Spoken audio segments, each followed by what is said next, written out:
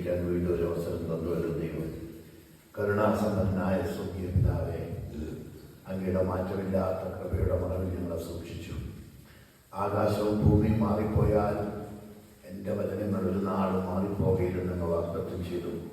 അടിയങ്ങളുടെ ജീവിതത്തിൽ കൂടെ ഈ കാലമത്രയും അങ്ങ് മാറാത്തവനും മാറിപ്പോകാത്തവനും നീക്കം വരാത്ത വചനമുള്ളവനുമാണെന്നുള്ള സത്യം ഞങ്ങളെ ബോധ്യപ്പെടുത്തിക്കൊണ്ടിരിക്കുന്നതിനായി സ്തോത്രം. ഒരമ്മ തൻ കുഞ്ഞിനെ മറന്നാലും ഞാൻ നിന്നെ മറക്കുകയില്ല, ഞാൻ നിന്നെ എൻ്റെ ഉള്ളം കയ്യിൽ വരച്ചിരിക്കുന്നു എന്ന വാഗ്ദത്വം പോലെ ഞങ്ങളെ കാത്തതിനായി സ്തോത്രം. ഞങ്ങൾ ചുരുക്കം പേരേ ഉള്ളൂ എങ്കിലും കർത്താവേ, ഒരു മനുഷ്യന്റെ ആത്മാവിന്റെ വില സർവ്വലോകത്തെക്കാളും വലുതായിരിക്കുകയാണ്. കർത്താവെ, അങ്ങ് നോക്കിക്കാണുന്ന പോലെ കാര്യങ്ങളെ കാണുവാൻ, അങ്ങയുടെ വീക്ഷണകോണിൽ കാര്യങ്ങളെ കാണുവാൻ ഇവിടെ കയറി വരിക എന്ന് അവിടുന്ന് അപ്പോസ്തലനായ ശിഷ്യനോട് അരുളി ചെയ്ത പോലെ, യോഹന്നാനേ, നീ ഇവിടെ കയറി വരിക, എൻ്റെ സന്നിധിയിലേക്ക് കടന്നു വരിക, എന്നിട്ട് കാര്യങ്ങളെ വീക്ഷിക്കുക. പത്മോസിൽ അകപ്പെട്ടു പോയ യോഹന്നാൻ വ്യക്തിഗത ചിന്തകളാൽ വേദനപ്പെട്ട് സഭയെ കുറിച്ച് ഓർത്താകുലപ്പെട്ട് വേദനപ്പെടുമ്പോൾ നാട് കടത്തപ്പെട്ട സ്ഥലത്ത് വെച്ച് നീ ഇവിടെ കയറി വരിക എന്ന അവിടുത്തെ മൃദുശബ്ദം കേൾക്കുവാനും അങ്ങയുടെ വീക്ഷണം കൊള്ളുന്ന കാര്യങ്ങളെ കണ്ടപ്പോൾ വെളിപാട് പുസ്തകം മുഴുവനും ഞങ്ങൾക്ക് തരുവാനും അങ്ങേക്ക് പ്രസാദം തോന്നി. പ്രിയ കർത്താവേ, അങ്ങയുടെ വീക്ഷണം കൊള്ളുന്ന കാര്യങ്ങളെ കാണുവാൻ ഞങ്ങൾ സഹായിക്കണം.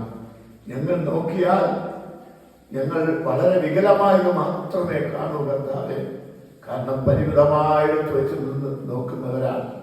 എന്നാൽ അങ്ങ് സകലത്തിനും മീതെയുള്ളവനാകയാൽ, സകലവും തന്റെ വചനത്താൽ വഹിക്കുന്നവനാകയാൽ, ശക്തിയുള്ള വചനത്താൽ വഹിക്കുന്നവനാകയാൽ, അവിടുത്തെ നാമം ഭൂമിയിൽ മഹിമപ്പെടേണ്ടതിന് അങ്ങയുടെ വീക്ഷണപ്പോൾ ഞങ്ങൾ ഓരോരുത്തരും കാര്യങ്ങളെ കാണുവാൻ നിങ്ങൾ സഹായിക്കണം. കർത്താവെ, ജന്മത്തിന്റെ ഇന്ന് 4ാമത്തെ ദിവസമാകുന്നു. തിരുക്കൃപയുടെ മറവിൽ അങ്ങ് സൂക്ഷിച്ച് ഇത്ര വരെ പരിപാലിച്ചുവല്ലോ. എൻ്റെ മക്കളോടുകൂടി ആയിരിക്കുവാൻ അങ്ങ് സഹായിച്ചു. പ്രിയ കർത്താവെ, മറ്റൊരു ദിവസം തിരിഞ്ഞു വരുമ്പോൾ, മറ്റൊരു കാലം തിരിഞ്ഞു വരുമ്പോൾ അവരിലാരും നഷ്ടപ്പെട്ടു പോകരുതേ എന്ന് അങ്ങയോട് അപേക്ഷിക്കുന്നു. കർത്താവെ, എൻ്റെ നീതിമാൻ വിശ്വാസത്താൽ ജീവിക്കും. പിന്മാറുന്നെങ്കിൽ എൻ്റെ ഉള്ളത്തിൽ അവരിൽ പ്രസാദമില്ല. നാമോനാശത്തിലേക്ക് പിന്മാറുന്നവരുടെ കൂട്ടത്തിലല്ല, വിശ്വസിച്ച് ജീവരക്ഷ പ്രാപിക്കുന്നവരുടെ കൂട്ടത്തിൽ അത്രേ ആകുന്നു. അതേ കർത്താവെ, കേട്ട വചനം ഇസ്രായേലിന് ഉപകാരമായി ഭവിച്ചില്ലെങ്കിൽ വിശ്വസിച്ചവരായ നാമല്ലോ ആ സ്വസ്ഥതയിലേക്ക് പ്രവേശിക്കുന്നത്. പ്രിയ കർത്താവെ, അതിൽ പലർക്കും സ്വസ്ഥതയില്ല. ആ സ്വസ്ഥതയില്ലായ്മയിൽ നിന്ന് അവർ അങ്ങയുടെ കൂട്ടായ്മയിലേക്ക്, ഫെലോഷിപ്പിലേക്ക്, ആ സ്വസ്ഥതയിലേക്ക് പ്രവേശിക്കുവാൻ അങ്ങ് സഹായിക്കണം. പ്രിയ അച്ചായനെയും പ്രിയ അന്യയും തിരുക്കരങ്ങളിലേക്ക് തരുന്നു. പ്രിയ കർത്താവെ, അവരെയും വഹിച്ച് ബലപ്പെടുന്നുകൊണ്ട് സ്തോത്രം. കൃപ കൂടുതൽ സഹായിക്കണം. ക്രിസ്തുയേശു നാമത്തിൽ തന്നെ ആമേൻ. പ്രിയമുള്ളവരെ, നാം ഈ 3 ദിവസം തുടർമാനമായി ദൈവവചനം കേട്ടുകൊണ്ടിരിക്കുകയാണ്. 3 പല ദിവസങ്ങളായി. ഇന്ന് ഞാൻ മടങ്ങിപ്പോവുകയാണ്. എനിക്ക് ഞായറാഴ്ച അവിടെ ഇല്ലാതിരിക്കാൻ പറ്റുകയില്ല. ചില അപൂർവ ഞായറാഴ്ചകളെ ഞാൻ മാറാറുള്ളൂ. സഭയുടെ കാര്യങ്ങൾ നോക്കേണ്ടതിന് എനിക്ക് ഞായറാഴ്ച അവിടെ ഉണ്ടായിരിക്കണം. അതുകൊണ്ട് അതും ദൈവം ഏൽപ്പിച്ചതാകിയാൽ ദൈവത്തിന് മഹത്വം ഉണ്ടാകട്ടെ. യെശയ്യാവിന്റെ പുസ്തകം 53-ാം അധ്യായം അതിൻ്റെ 4-ാമത്തെ വാക്യം. യെശയ്യാവിന്റെ പുസ്തകം 53-ാം അധ്യായം അതിന്റെ 4-ാമത്തെ വാക്യം. സാക്ഷാൽ നമ്മുടെ രോഗങ്ങളെ അവിടുന്ന് വഹിച്ചു, നമ്മുടെ വേദനകളെ അവിടുന്ന് ചുമന്നു. നാമോ ദൈവം അതിനെ ശിക്ഷിച്ചും അടിച്ചും ദണ്ഡിപ്പിച്ചും ഇരിക്കുന്നു എന്ന് വിചാരിച്ചു. സാക്ഷാൽ നമ്മുടെ രോഗങ്ങളെ അവൻ വഹിച്ചു, നമ്മുടെ വേദനകളെ അവൻ ചുമന്നു. നാമോ ദൈവം അവനെ ശിക്ഷിച്ചു അടിച്ചും ദണ്ഡിപ്പിച്ചും ഇരിക്കുന്നു എന്ന് വിചാരിച്ചു. നമ്മുടെ രോഗങ്ങൾ അവൻ വഹിച്ചു. സാക്ഷാൽ നമ്മുടെ രോഗങ്ങൾ. പ്രിയമുള്ളവരെ, യേശു ഭൂമിയിലായിരുന്നപ്പോ പാപികളും ചുങ്കക്കാരും തള്ളപ്പെട്ടവരും പാർശ്വവൽക്കരിക്കപ്പെട്ടവരുമായ ഒരു ജനത്തിന്റെ കൂടെ ദരിദ്രരും രോഗികളും പാപികളും ചുങ്കക്കാരും ആയിരിക്കുന്ന കൂട്ടത്തിന്റെ നടുവിൽ യേശു ആയിരുന്നപ്പോൾ അവര് കൊടുത്ത അപ്പം യേശു ഭക്ഷിച്ചു. അവരോടുകൂടെ തിരിച്ചും വർത്തമാനം പറഞ്ഞു, സുവിശേഷം അറിയിച്ചു. അവരോടുകൂടി ആയിരുന്നപ്പോൾ മതത്തിന്റെ വാക്താക്കളായ, യഹൂദ മതത്തിന്റെ വാക്താക്കളായ പരീശന്മാരും ശാസ്ത്രിമാരും അത് കണ്ടിട്ട് പറഞ്ഞു, ഇവൻ ചുങ്കക്കാരുടെയും പാപികളുടെയും സ്നേഹിതൻ. ചുങ്കക്കാരുടെയും പാപികളുടെയും സ്നേഹിതൻ. ഇവിടെയാണ് നാം മനസ്സിലാക്കേണ്ടത്. ഇന്ന് നാം സമൂഹത്തിൽ കാണുന്ന പലപ്പോഴും മതത്തിന്റെ നേതാക്കളെന്നും ഉന്നതരെന്നും ഉന്നത വസ്ത്രധാരണവും ഉന്നത സ്ഥാനമാനങ്ങളും ഒക്കെ അലങ്കരിക്കുന്ന ആൾക്കാരെ നമുക്കറിയാം. ഇന്നലെ ഞാൻ ഓർത്തുപോയി, ഞാൻ മൂന്നനോട് പറഞ്ഞു, ഇത് കണ്ടുവോ? ഒരു നികുതി കൊടുക്കുവാൻ മാർഗമില്ലാത്തവനായിരുന്നു നമ്മുടെ കർത്താവ്. പണ്ട് മാത്തന്തരകൻ എന്ന കവി ഇങ്ങനെ പാടി, കട്ടിപ്പൊൻ തൊട്ടിലിൽ താലോലമാടയുള്ളവൻ കാട്ടുകല്ലിന്മേൽ കിടന്നുറങ്ങി, പട്ടുനൂലേകം പുഴുക്കളെ സൃഷ്ടിപ്പോൻ പൊട്ടപ്പഴന്തുണി തുണ്ടണിഞ്ഞു. ഇന്ന് വിൺമണ്ഡലം തട്ടോട് മലിടും മന്ദിരം നാളെ പൊടിപടലം. കല്ലൊടി വീശുന്ന പൊന്മുടി ചൂടുപോൻ നാളെ പെരുവഴി പിച്ചക്കാരൻ. പുത്തങ്കാവ് മാത്തന്തരകൻ സാർ ഇത് എഴുതിയപ്പോൾ പാടിയപ്പോൾ പലരും ശ്രദ്ധിച്ചു പോയെന്ന് എനിക്കറിയില്ല. ഈ പ്രപഞ്ചത്തെ ഉരുവാക്കിയവൻ കട്ടിപ്പൊൻ തൊട്ടിലിൽ താലോലമാടേണ്ടവനായിരുന്നു. അവനാണ് പുൽക്കൂട്ടിലെ കാട്ടുകല്ലിന്മേൽ കല്ല് വിരിച്ച, പാറക്കല്ല് വിരിച്ച കാട്ടുകല്ലിന്മേൽ കിടന്നുറങ്ങി. പട്ടുനൂലേകുന്ന ലോകത്തിലെ ഏറ്റവും വിലയുള്ള പട്ടുസാരികൾ, നമ്മൾ പലതരം പട്ടുകളെ കുറിച്ച് കേൾക്കാറുണ്ടല്ലോ. കല്യാണരാമന്റെ സിൽക്ക് ഹൗസിൽ ചെന്നാൽ നിങ്ങൾ പട്ടുകളുടെ പ്രളയം കാണും. ഏതെല്ലാം തരംപട്ട്, കാഞ്ചീപുരം മുതൽ ഏതെല്ലാം തരംപട്ട്. പക്ഷേ ആ പട്ടുനൂലേകുന്ന പുഴുക്കളെ സൃഷ്ടിച്ചവൻ ഏതോ പഴംതുണി തുണ്ടിൽ പൊതിഞ്ഞ് ആ പുൽക്കൂട്ടിൽ കിടത്തി. നോക്കൂ, ആ കർത്താവിന്റെ നാമത്തിൽ അറിയപ്പെടുന്ന ക്രിസ്തീയ മത നേതാവ് കഴിഞ്ഞ ദിവസം അമേരിക്കൻ പ്രസിഡന്റ് വരുന്ന പോലെ അതേപോലത്തെ ഒരു വിമാനം, ആ വിമാനം അദ്ദേഹത്തിന് വേണ്ടി എന്ത് ചെയ്തിരിക്കുന്നത്? അദ്ദേഹത്തിന്റെ സ്ഥിരം വിമാനമാണ്. തുർക്കി പോയിരിക്കുന്നു. ഞാൻ കണ്ടപ്പോർത്തു, ആയിരക്കണക്കിന് കരിമ്പൂച്ചകളുടെ അകമ്പടി, എത്രയോ പട്ടാളക്കാർ, രഹസ്യാന്വേഷണ വിഭാഗം, സർവമാന സെക്യൂരിറ്റി, വെടിവെച്ചാൽ ഏൽക്കാത്ത ബുള്ളറ്റ് പ്രൂഫ് കാറ്. നോക്കൂ, യേശുവിന്റെ സ്ഥിതിയും ഇന്നത്തെ മതത്തിന്റെ സ്ഥിതി എവിടെ എത്തി നിൽക്കുന്നു? 1000 മുറികളുടെ ഒരു കൊട്ടാരം ലോകത്തിലുണ്ടെങ്കിൽ അത് മറ്റൊന്നുമല്ല, വത്തിക്കാൻ കൊട്ടാരമാണ്. സ്വർണസിംഹാസനത്തിലിരിക്കുന്ന, നിങ്ങൾ ഓർക്കണം, യേശുവിന്റെ നാമത്തിൽ അറിയപ്പെടുന്ന ക്രിസ്തീയ നാമം. എന്നാൽ യേശു ചുങ്കക്കാരുടെയും പാപികളുടെയും ദരിദ്രരുടെയും അഗതികളുടെയും ചില വേശ്യാസ്ത്രീകളും ഒക്കെ അടങ്ങിയതിന്റെ നടുവിൽ നിന്ന് ഈ സത്യം വിളിച്ചു പറഞ്ഞുകൊണ്ടിരിക്കുമ്പോൾ അവർ പറഞ്ഞു, ഇവൻ ചുങ്കക്കാരുടെയും പാപികളുടെയും സ്നേഹിതൻ. യേശു പറഞ്ഞു, ഞാൻ നീതിമാന്മാരെ അല്ല, പാപികളെ അത്ര വിളിക്കാൻ വന്നിരിക്കുന്നത്. നിങ്ങൾ രോഗികളോ? ഞാൻ വൈദ്യനാകുന്നു. പലരും ചിന്തിക്കും ഭൗതിക രോഗത്തെ കുറിച്ചാണ്. ഭൗതിക രോഗമെല്ലാം ഈ ലോകത്തിൽ വരും, സർവ്വസാധാരണമാണ്. പ്രിയമുള്ളവരെ, നാം കഴിക്കുന്ന ഭക്ഷണം മലിനമാണ്.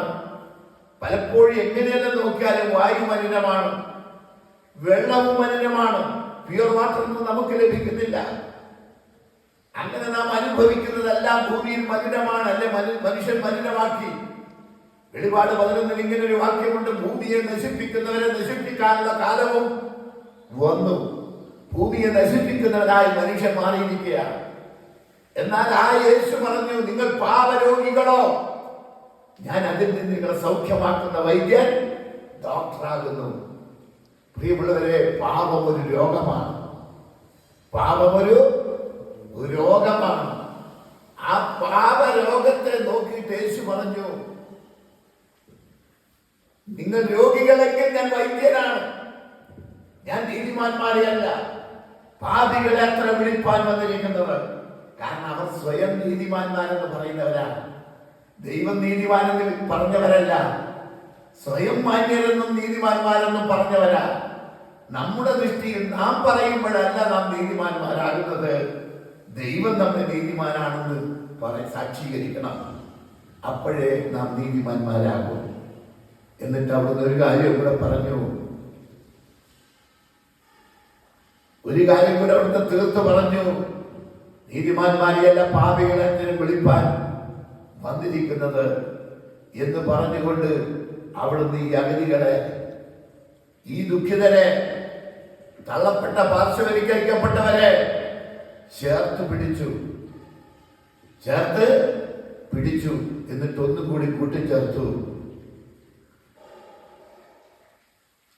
ഞാൻ യാഗത്തിലല്ല കരുണയിലത്രേ പ്രസാദിക്കുന്നു എന്നുള്ളത്.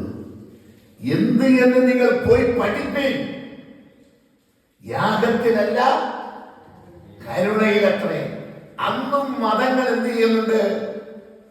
10,000-കണക്കിന് മൃഗ ജീവജാലങ്ങളെ യാഗം അർപ്പിക്കുന്നുണ്ട്. പണമുണ്ടെങ്കിൽ യാഗം അർപ്പിക്കാൻ വലിയ ബുദ്ധിമുട്ടൊന്നുമില്ല.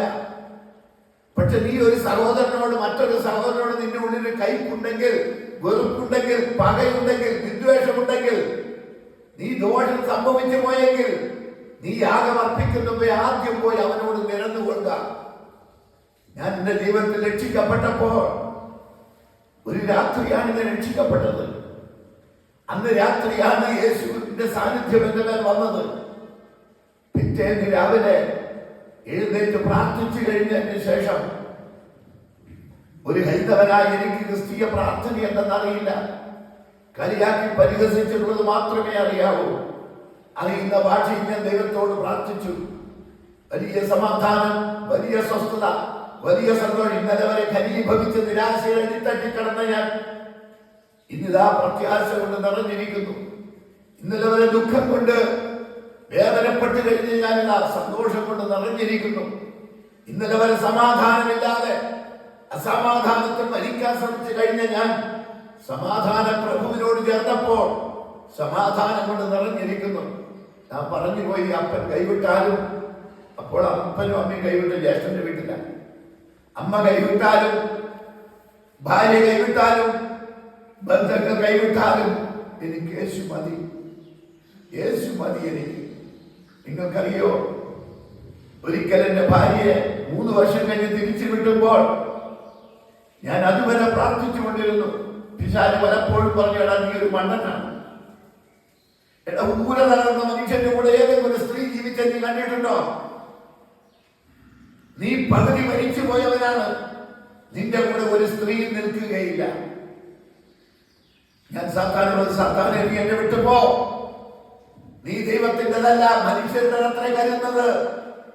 എന്റെ ദൈവം വാഗ്ദത്തം ചെയ്തിരിക്കുന്നു, മനുഷ്യർക്ക് അസാധ്യം, ദൈവത്തിന് സകലവും.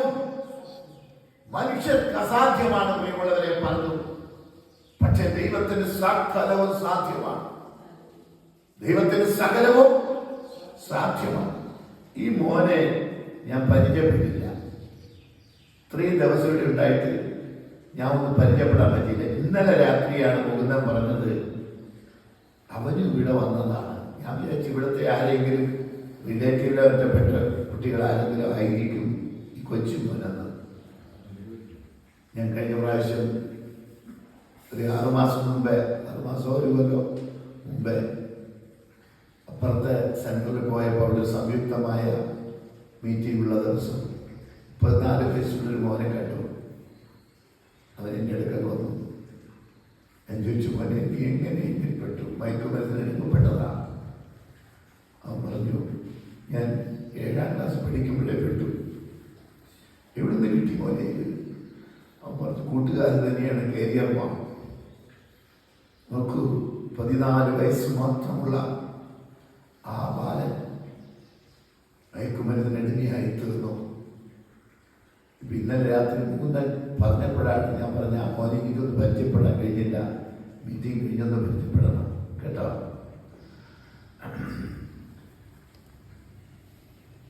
അപ്പോൾ ഒരു കാര്യം ഓർക്കുക, നമ്മുടെ കർത്താവ് നമുക്ക് വേണ്ടി നമ്മുടെ കൂടെ വന്ന് മത നേതാക്കളുടെ കാഴ്ചപ്രകാരമല്ല.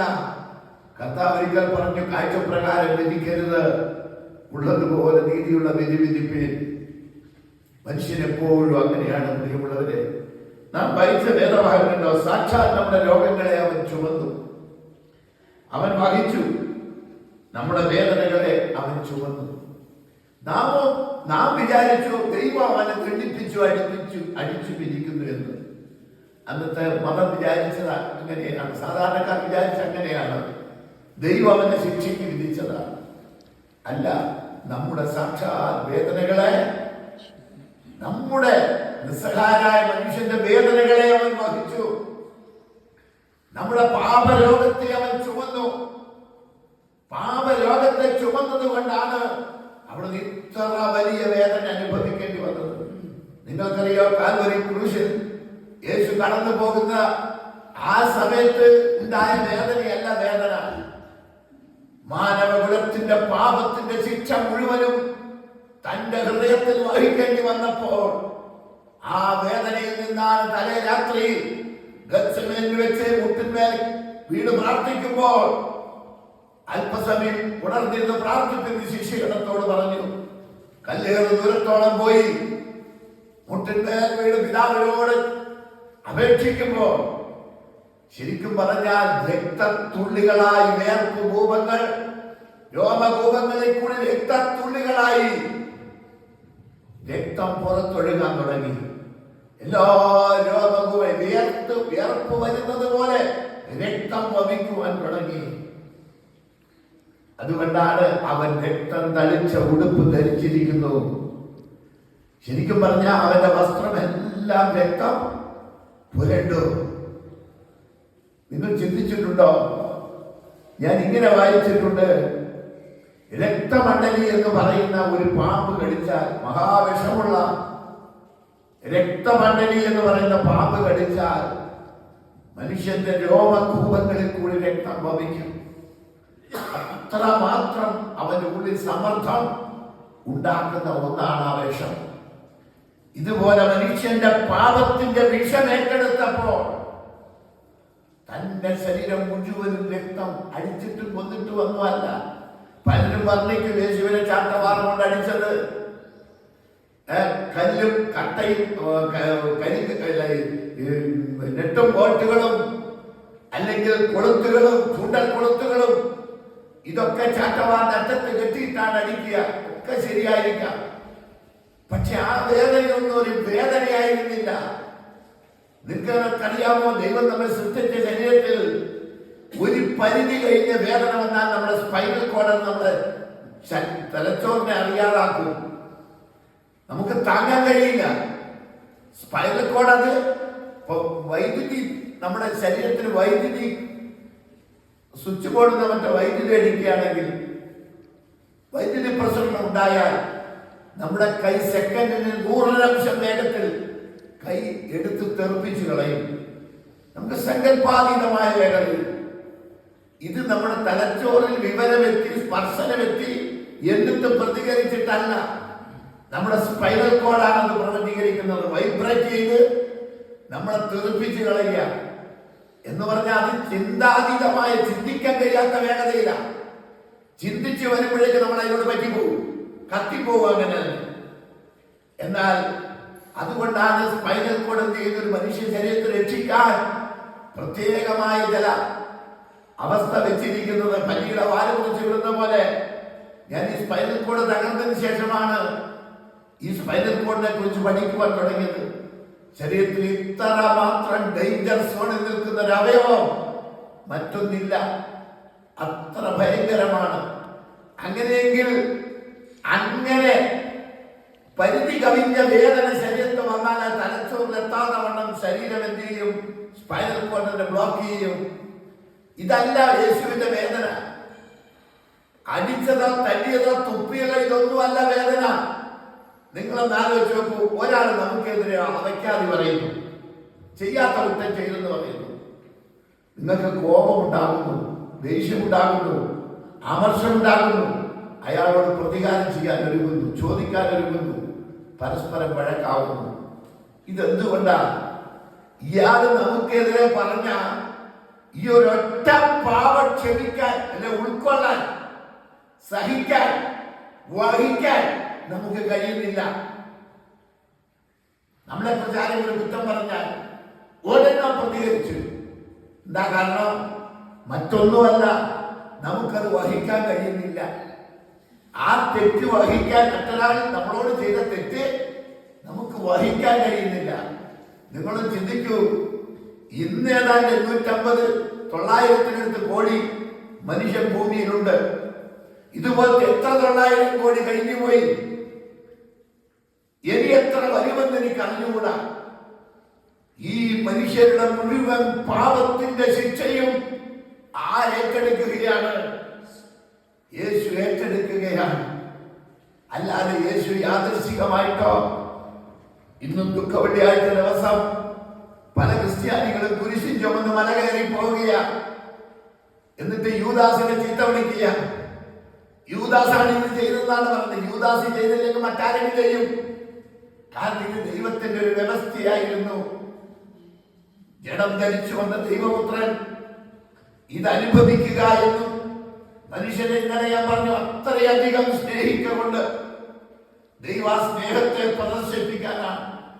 പ്രിയമുള്ളവരെ, കാൽവരി ക്രൂശിൽ വെച്ച് 2 കാര്യമാണ് സംഭവിച്ചത്. ഒന്ന് ദൈവത്തിന്റെ നീതിയും, 2 ദൈവത്തിന്റെ സ്നേഹവും. അല്ലെങ്കിൽ 1 ദൈവത്തിന്റെ സ്നേഹവും, 2 ദൈവത്തിന്റെ നീതിയും. എന്ന് പറഞ്ഞാൽ മനുഷ്യനെ ദൈവം സ്നേഹിക്കുന്നു. അവൻ പാപിയാണെങ്കിലും സ്നേഹിക്കുന്നു. പക്ഷേ പാപിയെ ശിക്ഷിക്കാതിരിക്കാൻ ദൈവത്തിന്റെ നീതി സമ്മതിക്കുന്നുമില്ല. ദൈവം നീതിമാനാകെ കൊണ്ട് ഒരു നീതിയുള്ള ജഡ്ജിയുടെ മകൻ കുറ്റം ചെയ്തു വന്നാൽ ആ ജഡ്ജിക്ക് ആ മകനെ ശിക്ഷിക്കാതിരിക്കാൻ തരമില്ല.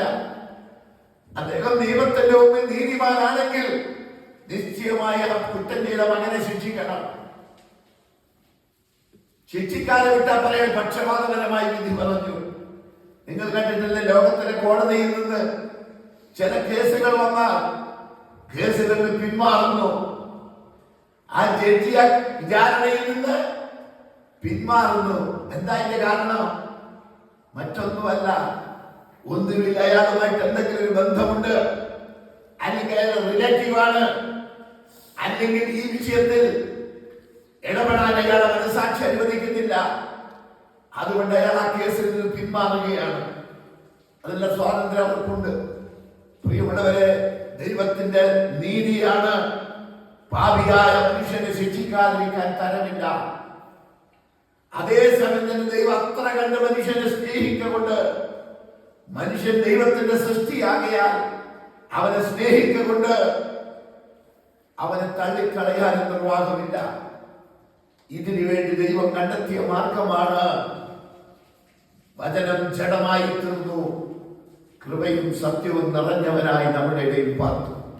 അവനെ കൈക്കൊണ്ടവന്റെ നാമത്തിൽ വിശ്വസിക്കുന്ന ഏവർക്കും, ക്രിസ്ത്യാനി എന്ന് എഴുതിയിട്ടില്ല, മുസൽമാൻ എന്ന് എഴുതിയിട്ടില്ല, ഹൈന്ദവൻ എന്ന് എഴുതിയിട്ടില്ല, സിഖുകാരനെന്നോ ജൈനെന്നോ ബൗദ്ധനെന്നോ എഴുതിയിട്ടില്ല, ഏവർക്കും ദൈവ മക്കളാകാൻ അധികാരം തന്നിരിക്കുന്നു. പലപ്പോഴും നമ്മളെല്ലാം ദുഃഖിക്കാറുണ്ട്. ഞാൻ ഇന്നലെ പറഞ്ഞില്ലേ, എന്റെ ജീവിതത്തിൽ കുഞ്ഞുനാളിലെ ശമിക്കപ്പെട്ട ഈ ജീവിതം കൊണ്ട് ചിന്തയുണ്ടായിരുന്നു ചെറുപ്പം മുതലേ.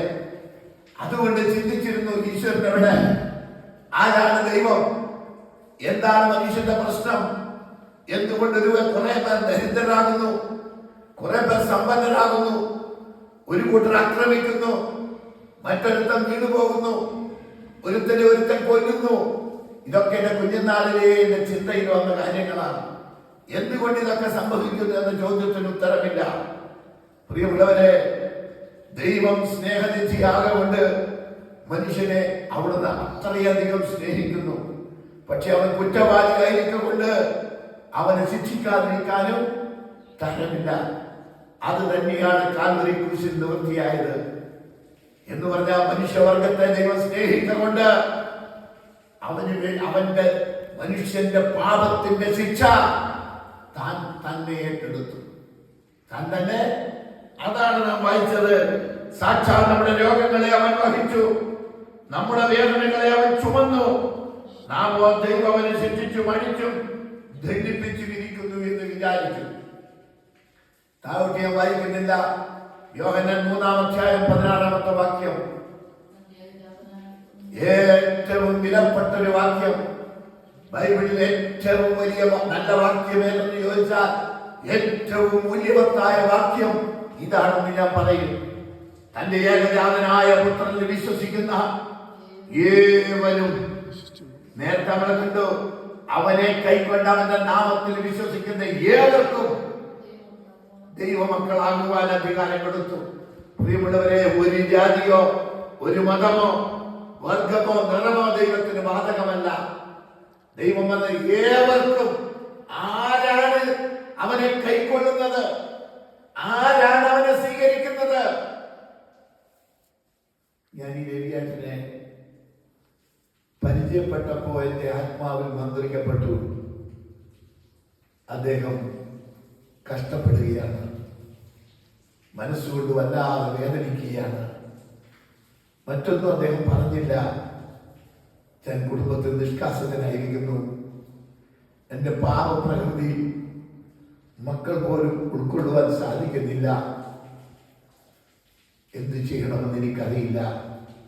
ചുരുങ്ങിയ വാക്കിൽ പരിചയപ്പെട്ടിട്ട് ഞങ്ങൾ പിന്നെ സംസാരിക്കാമെന്ന് പറഞ്ഞ് പിരിഞ്ഞു.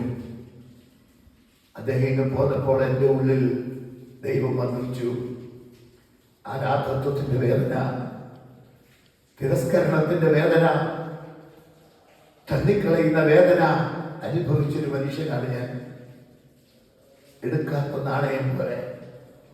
നിങ്ങൾ കണ്ടിട്ടില്ലേ, ഒരു നാണയം കൊടുക്കുന്നു, വേണ്ട, മറ്റിടത്ത് കൊണ്ട് കൊടുത്ത അതെടുക്കത്തില്ല, വേണ്ട. ഇതുപോലെയായിരുന്നു എൻ്റെ ജീവിതം. കഷ്ടത്തിലായപ്പോൾ 3 മാസം കൊണ്ട് ആശുപത്രിക്കാർ ഉപേക്ഷിച്ചു. അമേരിക്കയിൽ ഉപരിപഠനം കഴിഞ്ഞ പി കെ സുരേന്ദ്രൻ എന്ന മെഡിക്കൽ കോളേജിൽ പ്രൊഫസറായ ഓർത്തോ സർജൻ എൻ്റെ പുറത്ത് അലോടിക്കൊണ്ട് 3 മാസം കഴിയുമ്പോൾ ലാസ്റ്റ് എന്നെ ബാക്ക് റെസ്റ്റിന്റെ സഹായത്തോടെ ചാരിയിരുത്തി. എന്നിട്ട് എന്നോട് പറഞ്ഞു, മോനെ, നിന്റെ യഥാർത്ഥ സ്ഥിതി എന്താണെന്ന് ഞാൻ പറയട്ടെ. നിന്റെ സ്പൈനൽ കോഡ് പരീക്ഷകൾ വേർപെട്ടു പോയി. ഒന്നും വൈദ്യശാസ്ത്രത്തിന് ചെയ്യാൻ നിർത്തിയില്ല എന്ന സത്യം ഞാൻ നിന്നോട് പറയട്ടെ. ഇത് പറയുമ്പോഴേക്കും ഞാൻ ഡോക്ടറെ കെട്ടിപ്പിടിച്ചു. വായിക്കുന്നതിന് പൊട്ടിക്കരഞ്ഞു. സാർ, എന്നെ ഉപേക്ഷിക്കരുത്. 24 വയസ്സ് തികഞ്ഞിട്ടില്ല. ജീവിതം തുടങ്ങിയപ്പോൾ തന്നെ ഒടുങ്ങി. ചിന്തിച്ചു നോക്കുമ്പോൾ അന്തം ലഭിക്കുന്നില്ല. എന്നെ ഉപേക്ഷിക്കരുത് ഡോക്ടർ. എവിടെയെങ്കിലും കൊണ്ടുപോയാൽ, രാജ്യത്ത് എവിടെയെങ്കിലും കൊണ്ടുപോയാൽ രക്ഷ പ്രാപിക്കുമെന്ന് പറഞ്ഞു തരണം. മറുപടി കുറച്ചു നേരം എല്ലാവരും മൗനം. ഡോക്ടറുടെ കണ്ണിൽ നിന്ന് എടുത്തിട്ട് കണ്ണീരിന്റെ കഴുത്തിലേക്ക് വീടോ. എന്നോട് ചേർന്ന് നിൽക്കുകയാണ് ഡോക്ടർ. വാർദ്ധക്യത്തിലാണ് അദ്ദേഹം. മെഡിക്കൽ കോളേജിൽ നിന്ന് റിട്ടയർഡായി സ്വന്തം പ്രാക്ടീസ് ചെയ്യുന്ന കാലം തൃശ്ശൂർ ഇലക്ട്രിഷ്യൻ ഹോസ്പിറ്റലിൽ ഞാൻ എന്നെ ദയനീയമായി കണ്ണീരിന്റെ കഴുത്തിൽ വീണപ്പോ ദയനീയമായ അദ്ദേഹത്തിന്റെ മുഖത്തേക്ക് നോക്കി. കണ്ണടയിലൂടെ നിന്ന് കണ്ണുനീരുകൾ താരതാരയായി ഒഴുകി വരുന്നു. അമേരിക്കയിൽ ഉപരിപഠനം കഴിഞ്ഞ ഈ ഡോക്ടർ കരയുന്ന കണ്ടപ്പോ എനിക്ക് മനസ്സിലായി, വൈദ്യശാസ്ത്രത്തിന് ഞാൻ എൻ്റെ ജീവിതം കുത്തിടപ്പെട്ടു, സ്റ്റോപ്പ് ചെയ്യപ്പെട്ടു. അവിടെ മുതൽ ഞാൻ കരയാൻ തുടങ്ങിയവനാ. 8 മാസം ഒരു പോള കണ്ണടയ്ക്കുവാൻ കഴിയാതെ കരഞ്ഞവൻ. എപ്പോഴും പിശാച് മുമ്പിൽ വന്ന് പറയും, നീ മരിക്കുക, മരിക്കുക. ഞാൻ നേരത്തെ പറഞ്ഞൊന്ന് ഓർമ്മ വശം കൊണ്ട് വിട്ടു. എന്റെ ഭാര്യയ്ക്ക് വേണ്ടി ഞാൻ പ്രാർത്ഥിച്ചുകൊണ്ട് ഓരോരോ കണ്ണീരൊഴുക്കിയപ്പോൾ പിശാച് പലപ്പോഴും മുമ്പിൽ വന്ന് നിന്നിട്ട് പറഞ്ഞു, നീ ഒരു മണ്ടനാ, ഒരിക്കലും സാധിക്കയില്ല. അപ്പോൾ ഞാൻ സാത്താനെ ശാസിച്ചിട്ട് പറഞ്ഞു, എന്റെ ദൈവത്തിന്റെ വചനം പറയുന്നു, മനുഷ്യർക്ക് അസാധ്യം, ദൈവത്തിന് സകലവും സാധ്യമാണ്. പ്രിയ സഹോദര, പ്രതീക്ഷ ഏറ്റുപോയിട്ടില്ല, പ്രതീക്ഷ ഇനിയും ബാക്കിയുണ്ട്. മനുഷ്യർക്ക് അസാധ്യമെല്ലാം ദൈവത്തിന് സാധ്യമാണ്. 3-ാമത്തെ കൊല്ലം തുടർമാനമായി ഞാൻ പ്രാർത്ഥിച്ചു. 3-ാമത്തെ കൊല്ലം എന്റെ ഭാര്യ മടങ്ങി വന്നു, എന്റെ കുഞ്ഞിനെയും കൊണ്ടുവന്നു. എന്നിട്ടൊന്ന് ഞാൻ ചേട്ടായിയ എന്റെ വീട്ടിലേക്ക് കൊണ്ടുപോകും. അവിടെ അപ്പം തന്നൊരു 1/2 ഏക്കർ സ്ഥലം മലയിലുണ്ടല്ലോ, അവിടെ ഒരു കൊച്ചു കൂടാരം വെച്ച് തരാമെന്ന് ആങ്ങളമാരും നാട്ടുകാരും കൂടെ പറഞ്ഞിരിക്കുകയാണ്. ഞാൻ അങ്ങോട്ടേക്ക് കൊണ്ടുപോകും. എന്റെ 3 വർഷത്തെ പ്രാർത്ഥനയുടെ ഉത്തരം കണ്ടോ? ആര് പറഞ്ഞാ നടന്നത്? പിശാച് പറഞ്ഞല്ല നടന്നത്, ദൈവം തമ്പുരാൻ പറഞ്ഞതാ. അതുകൊണ്ട് ഈ വചനം 7 പ്രാവശ്യം ഉലയിലൊരുക്കിയ വെള്ളിയെ പോലെയും സ്വർണത്തെ പോലെയും ശുദ്ധി ചെയ്തതാണ്. ആർക്കും വിശ്വസിക്കാം, ഏത് ചെറിയവനും വലിയവനും വിശ്വസിക്കാം. ഇതിന് മാറ്റമില്ല, ഇതിന് മാറ്റമില്ല. മാറിപ്പോകാത്തതാണിത്. ആകാശത്തെയും ഭൂമിയെയും സാക്ഷി നിർത്തിയ ദൈവവചനം പറയുന്ന ആകാശവും ഭൂമിയും മാറിപ്പോകും, എന്റെ വചനങ്ങളോ ഒരു നാളും മാറിപ്പോകയില്ല. അങ്ങനെയെങ്കിൽ ഈ വചനം വിശ്വസിച്ചാൽ യോഹന്നാൻ 3:16 തന്റെ ഏകജാതനായ പുത്രനിൽ എന്ന് പറഞ്ഞാൽ താൻ ഒരിക്കലായിട്ട് മാത്രമാണ് ഈ പുത്രത്വത്തിൽ കൂടി. ഒറ്റ പുത്രന് ഒരുപാട് പ്രാവശ്യം അയച്ചിട്ടില്ല. ആ ഏകജാതനായ പുത്രനിൽ താൻ എടുത്ത എത്രയോ 1000 വർഷം ദൈവത്തിന്റെ പദ്ധതിയിൽ ഉരുവായതാണ്. ലോക സ്ഥാപനത്തിനു മുമ്പ് നിന്നെ ഞാൻ കണ്ടു, അമ്മയുടെ ഉദരത്തിൽ ഞാൻ നിന്നെ വഹിക്കുന്നതിന് മുമ്പേ ഞാൻ കണ്ടു, അല്ലെങ്കിൽ നിന്നെ ഉരുവാക്കുന്നത് ഞാൻ കണ്ടു. ഇങ്ങനെയാ നാം തിരുവചനത്തിൽ വായിക്കുന്നത്. വെളിപാട് പുസ്തകം പറയുന്നത് ഈ സകലത്തിനു മുമ്പേ ലോകസ്ഥാനത്തും ഒരു കുഞ്ഞാട് സിംഹാസനത്തിൽ അറുക്കപ്പെട്ടതായി കാണുന്നു. അതെ, ആ കുഞ്ഞാടാണ് ക്രിസ്തു യേശു. ആ യേശു ക്രിസ്തുവാണ് ഭൂമിയിൽ വന്ന് അവിടുന്ന് അരുളിച്ചത് പറഞ്ഞ തന്റെ ഏകജാതനായ പുത്രനിൽ വിശ്വസിക്കുന്ന ഏവരും, ഏത് വിഭാഗത്തിൽപ്പെട്ടവനോ ദൈവത്തിന് ബാധകമല്ല. ദരിദ്രനോ ധനവാനോ ബാധകമല്ല, പണ്ഡിതനോ പാമരനോ ബാധകമല്ല, ചെറിയവനോ വലിയവനോ ബാധകമല്ല, നീ ആശ്രയമുള്ളവനോ ആശ്രയം ഇല്ലാത്തവനോ ബാധകമല്ല, നീ തള്ളപ്പെട്ടവനോ ഉൾക്കൊള്ളപ്പെട്ടവനോ എന്ന് ബാധകമല്ല, നിന്റെ ജാതിയോ മതമോ വർഗമോ നിറമോ ബാധകമല്ല. തന്റെ ഏകജാതനായ പുത്രനെ വിശ്വസിക്കുന്ന ഏവനും നശിച്ചു പോകാതെ നിത്യജീവൻ പ്രാപിക്കേണ്ടതിന് ദൈവം അവനെ നൽകുവാൻ തക്കവണ്ണം ലോകത്തെ സ്നേഹിച്ചു. ആ വാക്യം ഞാൻ ഇങ്ങനെ തർജ്ജമ ചെയ്യും. തന്റെ ഏകജാതനായ പുത്രനെ വിശ്വസിക്കുന്ന മോഹനൻ നശിച്ചു പോകാതെ നിത്യജീവൻ പ്രാപിക്കേണ്ടതിന് ദൈവം അവന് നൽകുവാൻ തക്കവണ്ണം മോഹനെ സ്നേഹിച്ചു. പ്രിയമുള്ളവരെ, നിങ്ങളുടെ പേരവിടെ ചേർത്ത് പറയാം. നിങ്ങളെ അത്രമാത്രം ദൈവം സ്നേഹിക്കുന്നു. ആ സ്നേഹമാണ് കാൽവരി ക്രൂശിൽ അവിടുന്ന് യാഗമായത്. അതുകൊണ്ടാണ് അവിടുന്ന് പറഞ്ഞത്, നീതിമാന് വേണ്ടിയല്ല, പാപികളെ അത്ര ഞാൻ വിളിപ്പാൻ വന്നിരിക്കുന്നത്. യാഗത്തിനല്ല, 1000 മൃഗങ്ങളെ ബലിയർപ്പിക്കുന്നതിനല്ല, യാഗത്തിലല്ല, കരുണയിലത്ര ദൈവം പ്രസാദിക്കുന്നത്. അഗതികളോട്, ദുഃഖിതരോട്, ദരിദ്രനോട് കരുണ കാണിച്ചവനാണ് അവിടുന്ന്.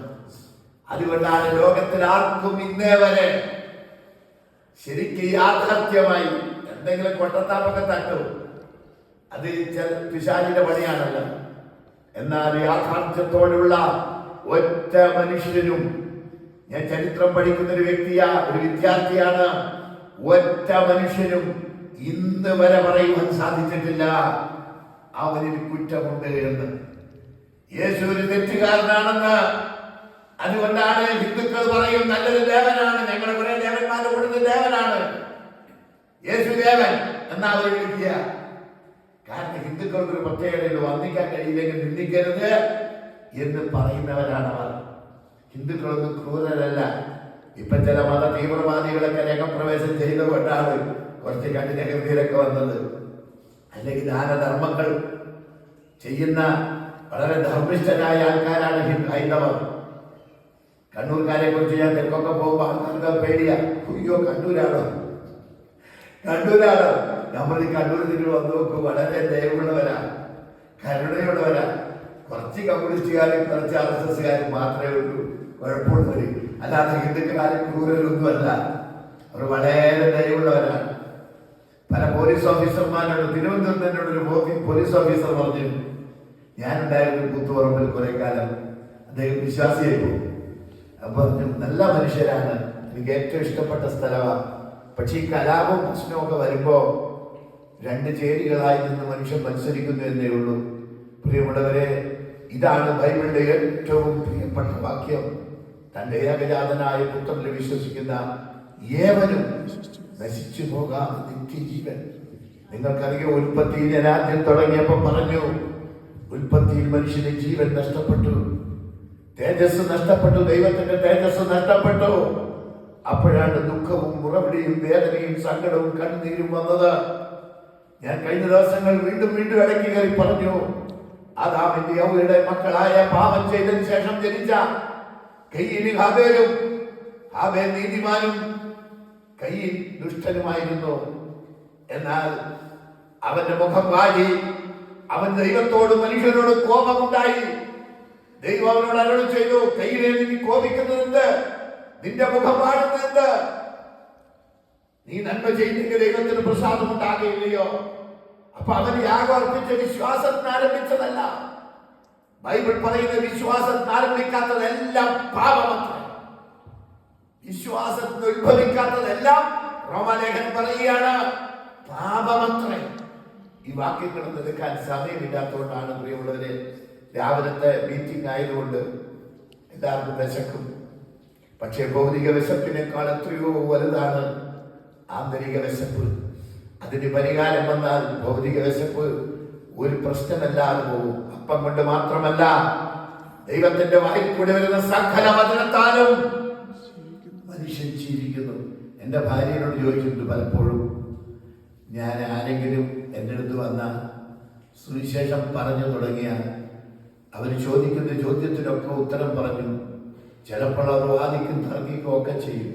ചിലപ്പോൾ മണിക്കൂറുകളും കടന്നു പോകും. ഉച്ചയ്ക്ക് ഭക്ഷണം കഴിക്കേണ്ട സമയമൊക്കെ കഴിയും.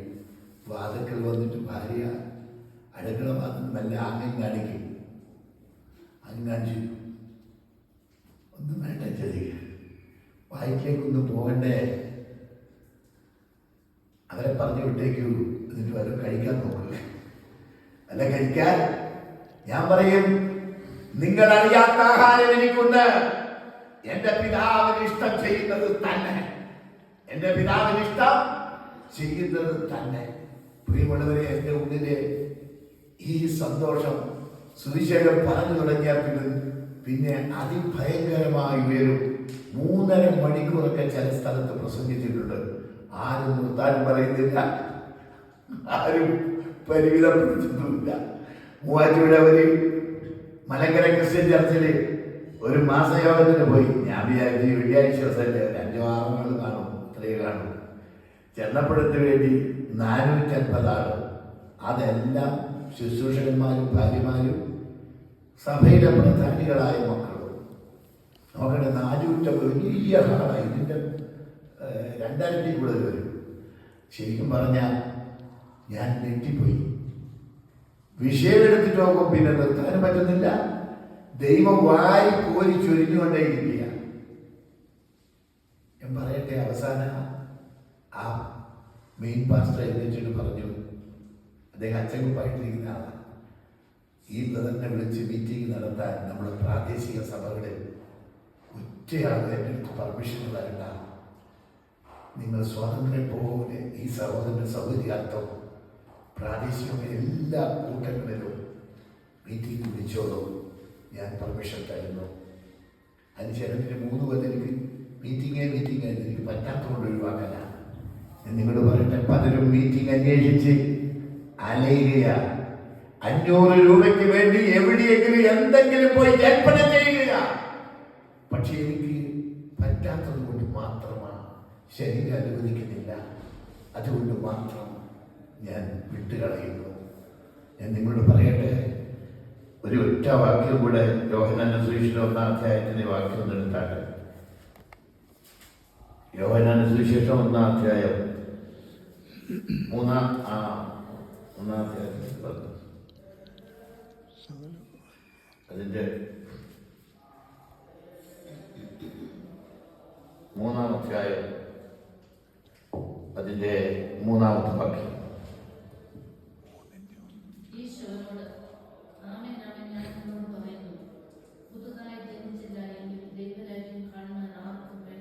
പ്രിയമുള്ളവരെ, ഈ യേശു പറയുകയാണ്, പുതിയതായി നിങ്ങൾ ജനിക്കണം. നിങ്ങൾ ദൈവരാജ്യം കാണണമെങ്കിൽ, ഇപ്പൊ മനസ്സിലായോ, നമ്മൾ ദൈവരാജ്യം കണ്ടിട്ടില്ല. മനുഷ്യനെ കുറിച്ചുള്ള ദൈവത്തിന്റെ പദ്ധതി കേവലം 60, 70, 80 വർഷം കപ്പയും മീനും ചോറും ഇറച്ചിയൊക്കെ കഴിച്ച് ഇവിടെ പൈസ അടക്കി ജീവിക്കണമെന്നല്ല. അതല്ല ജീവിതം. എന്നെയാണ് മൃഗവും ജീവിക്കുന്നില്ലേ, പക്ഷികളും ജീവിക്കുന്നില്ലേ, മത്സ്യങ്ങളും ജീവിക്കുന്നില്ലേ? നമ്മളതിനെ പിടിച്ച് കൊല്ലുകയും തിന്നുകയും ഒക്കെ ചെയ്യുന്നുണ്ടെന്നുള്ള വേറൊരു കാര്യം. പക്ഷെ അതല്ല ജീവിതം. ദൈവം ശാശ്വതവാനാണ്, അവസാനിക്കാത്തവനാണ്, നിത്യനാണ്. ദൈവത്തിന് മരണമില്ല. ഞാൻ ഇന്നലെ പറഞ്ഞു, ദൈവത്തിന് മരിക്കാൻ കഴിയാത്തതുകൊണ്ടാണ് ജഡം ധരിച്ചു വന്ന പുത്രത്വം മരിച്ചത്. നമ്മുടെ ഉള്ളിൽ ജീവിക്കാൻ വേണ്ടിയാണ് പരിശുദ്ധാത്മാവായി ഇന്ന് വസിക്കുന്നത്. അല്ലാതെ ദൈവത്തിന് മുസ്ലിം പറയും പോലെ കുറെ ദൈവത്തിന് പുത്രനോ എന്നൊന്നും പറയേണ്ട ആവശ്യമൊന്നുമില്ല. ദൈവത്തിന് അത് അലങ്കാരിക വചനവുമാണ്. ദൈവം ഏകനാണ്. ദൈവമേ, ഒറ്റ ദൈവമേ ഉള്ളൂ. പ്രപഞ്ചത്തിനൊരു ദൈവമേ ഉള്ളൂ. ആ ദൈവം പറയുകയാണ്, നീ വീണ്ടും ജനിക്കണം, പുതുതായി ജനിക്കണം. നമ്മുടെ ഇന്ത്യൻ പാരമ്പര്യപ്രകാരം സുകുമാർ അഴീക്കോടും സർവേപ്പള്ളി രാധാകൃഷ്ണൻ ഇന്ത്യയുടെ 2ാമത്തെ പ്രസിഡന്റും അവരൊക്കെയാണ് തത്വജ്ഞന്മാരായി. ഈ സർവേപ്പള്ളി രാധാകൃഷ്ണൻ ഇന്ത്യയുടെ ഭാരതീയ സംഗ്രഹങ്ങൾ ഉണ്ടാക്കിയവനാണ്. അദ്ദേഹമാണ് പുനർജന്മ സിദ്ധാന്തം എന്നുള്ള മുട്ടുകൊടുത്ത് ഇലക്ട്രിക് ബസ് ആയി വരുന്നൊരു താങ്ങ് കൊടുക്കുന്ന കണ്ടിട്ടില്ലേ, സപ്പോർട്ട്. ഈ പുനർജന്മ സിദ്ധാന്തങ്ങളെ താങ്ങ് കൊടുത്ത് ഭാരതീയ സംസ്കൃതിയെ നിലനിർത്താൻ കഠിന പരിശ്രമം നടത്തിയാണ്. ഒരു കാര്യം നിങ്ങൾ ഓർക്കണം, പുനർജന്മമില്ല, വീണ്ടും ജനനമാണ്. പക്ഷിയോ കാക്കയോ പട്ടിയോ പൂച്ചയോ ആനയോ ഒന്നും ആയിട്ട് ആരും വരികയില്ല. ഒരിക്കൽ മരണവും പിന്നെ ന്യായവിധിയും മനുഷ്യർക്ക് നിയമിച്ചിരിക്കുന്നു. ഒരിക്കൽ മരണവും പിന്നെ ന്യായവിധിയും. അതുകൊണ്ട് പ്രിയമുള്ളവരെ, മുസ്ലിങ്ങൾ പാടിയതുപോലെ അല്ലാഹുവിൻ തിരുസഭയിൽ കണക്ക് ബോധിപ്പിക്കാൻ എല്ലാരും ചെല്ലേണം ഇന്നോ നാളെയോ എന്ന് പാടിയതുപോലെ ദൈവത്തിന്റെ സന്നിധി കണക്ക് ബോധിപ്പിക്കാൻ നമ്മളെല്ലാവരും ചെല്ലണം. ബാക്കിയെടുക്കാൻ നേരമില്ല. റോമാലേഖനം പറയുന്നു, നാം എല്ലാവരും ന്യായവിസ്താര സഭയുടെ മുമ്പിലേക്ക് ചെല്ലേണ്ടവരാണ്. ഒരു ദിവസം ന്യായവിധിക്കായി ദൈവം വരുന്നുണ്ട്. അന്ന് ന്യായവിസ്താരത്തിനായി. ഒരിക്കൽ യേശു രക്ഷകനായി ഭൂമിയിൽ വന്നു, പാപത്തിന് പരിഹാരം വരുത്തി ഉയർത്തെഴുന്നേറ്റ് പോയി. ഇനി അവിടുന്ന് വരുന്ന ന്യായാധിപതിയായിട്ടാണ്, നീതിമാനായ ന്യായാധിപതിയായിട്ടാണ്. അവിടുന്ന് ന്യായാധിപതിയായി വരുമ്പോൾ ഇന്ന് കൃപയുടെ സിംഹാസനത്തിലാണ്. അതുകൊണ്ട് തക്ക സമയത്ത് കൃപ ലഭിപ്പാനായി, സഹായത്തിനുള്ള കൃപ ലഭിപ്പാനായി നാം എന്ത് ചെയ്യുക? ഈ കൃപാസനത്തിലേക്ക് ഓടിച്ചെല്ലുക എന്ന് അബ്രാലേഖനം പറയുന്നത്. ഇന്ന് കൃപാസനത്തിലായിരിക്കുന്ന ഇന്ന് ആരോടും കൃപ കാണിക്കുകയാണ് ദൈവം. അതുകൊണ്ട് വീണ്ടും ജനനം എന്നുള്ള കടമ്പ കടന്നെങ്കിലേ നമുക്ക് ദൈവരാജ്യത്തെ കാണാൻ പോലും കഴിയും. അതിന്റെ 1-ാമത്തെ വാക്യം മുതൽ വായിച്ചാൽ പെട്ടെന്ന് പരീക്ഷന്മാരുടെ കൂട്ടത്തിൽ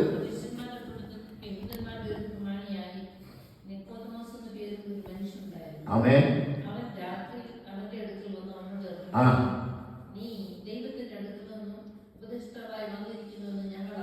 അതെ,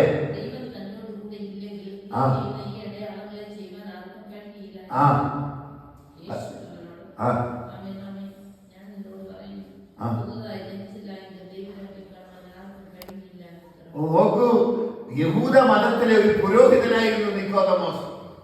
നിങ്ങൾ ആരും വിചാരിക്കരുത് ഭാരതീയ തത്വചിന്തയെക്കാളും ഒരു പടി ജ്ഞാനം ആർജിച്ചവരായിരുന്നു യഹൂദ പണ്ഡിതന്മാർ. ആ കാലഘട്ടങ്ങളിൽ ഭാരതീയ തത്വജ്ഞാനികളും മഹർഷിമാരും ആർജിച്ചെടുത്ത തത്വജ്ഞാനത്തെക്കാളും ഒരു പടി കൂടുതൽ.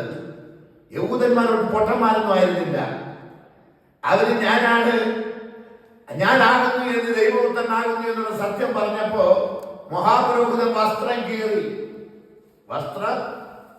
ഇനി സാക്ഷികളെ കൊണ്ട് നമുക്ക് ആവശ്യമില്ല. ഇവന്റെ വായിൽ നിന്ന് തന്നെ നമ്മൾ കേട്ടു. എന്താ കേട്ടത്? ഞാനാകുന്നു എന്നൊറ്റ പദമേ യേശു പറഞ്ഞിട്ടുള്ളൂ.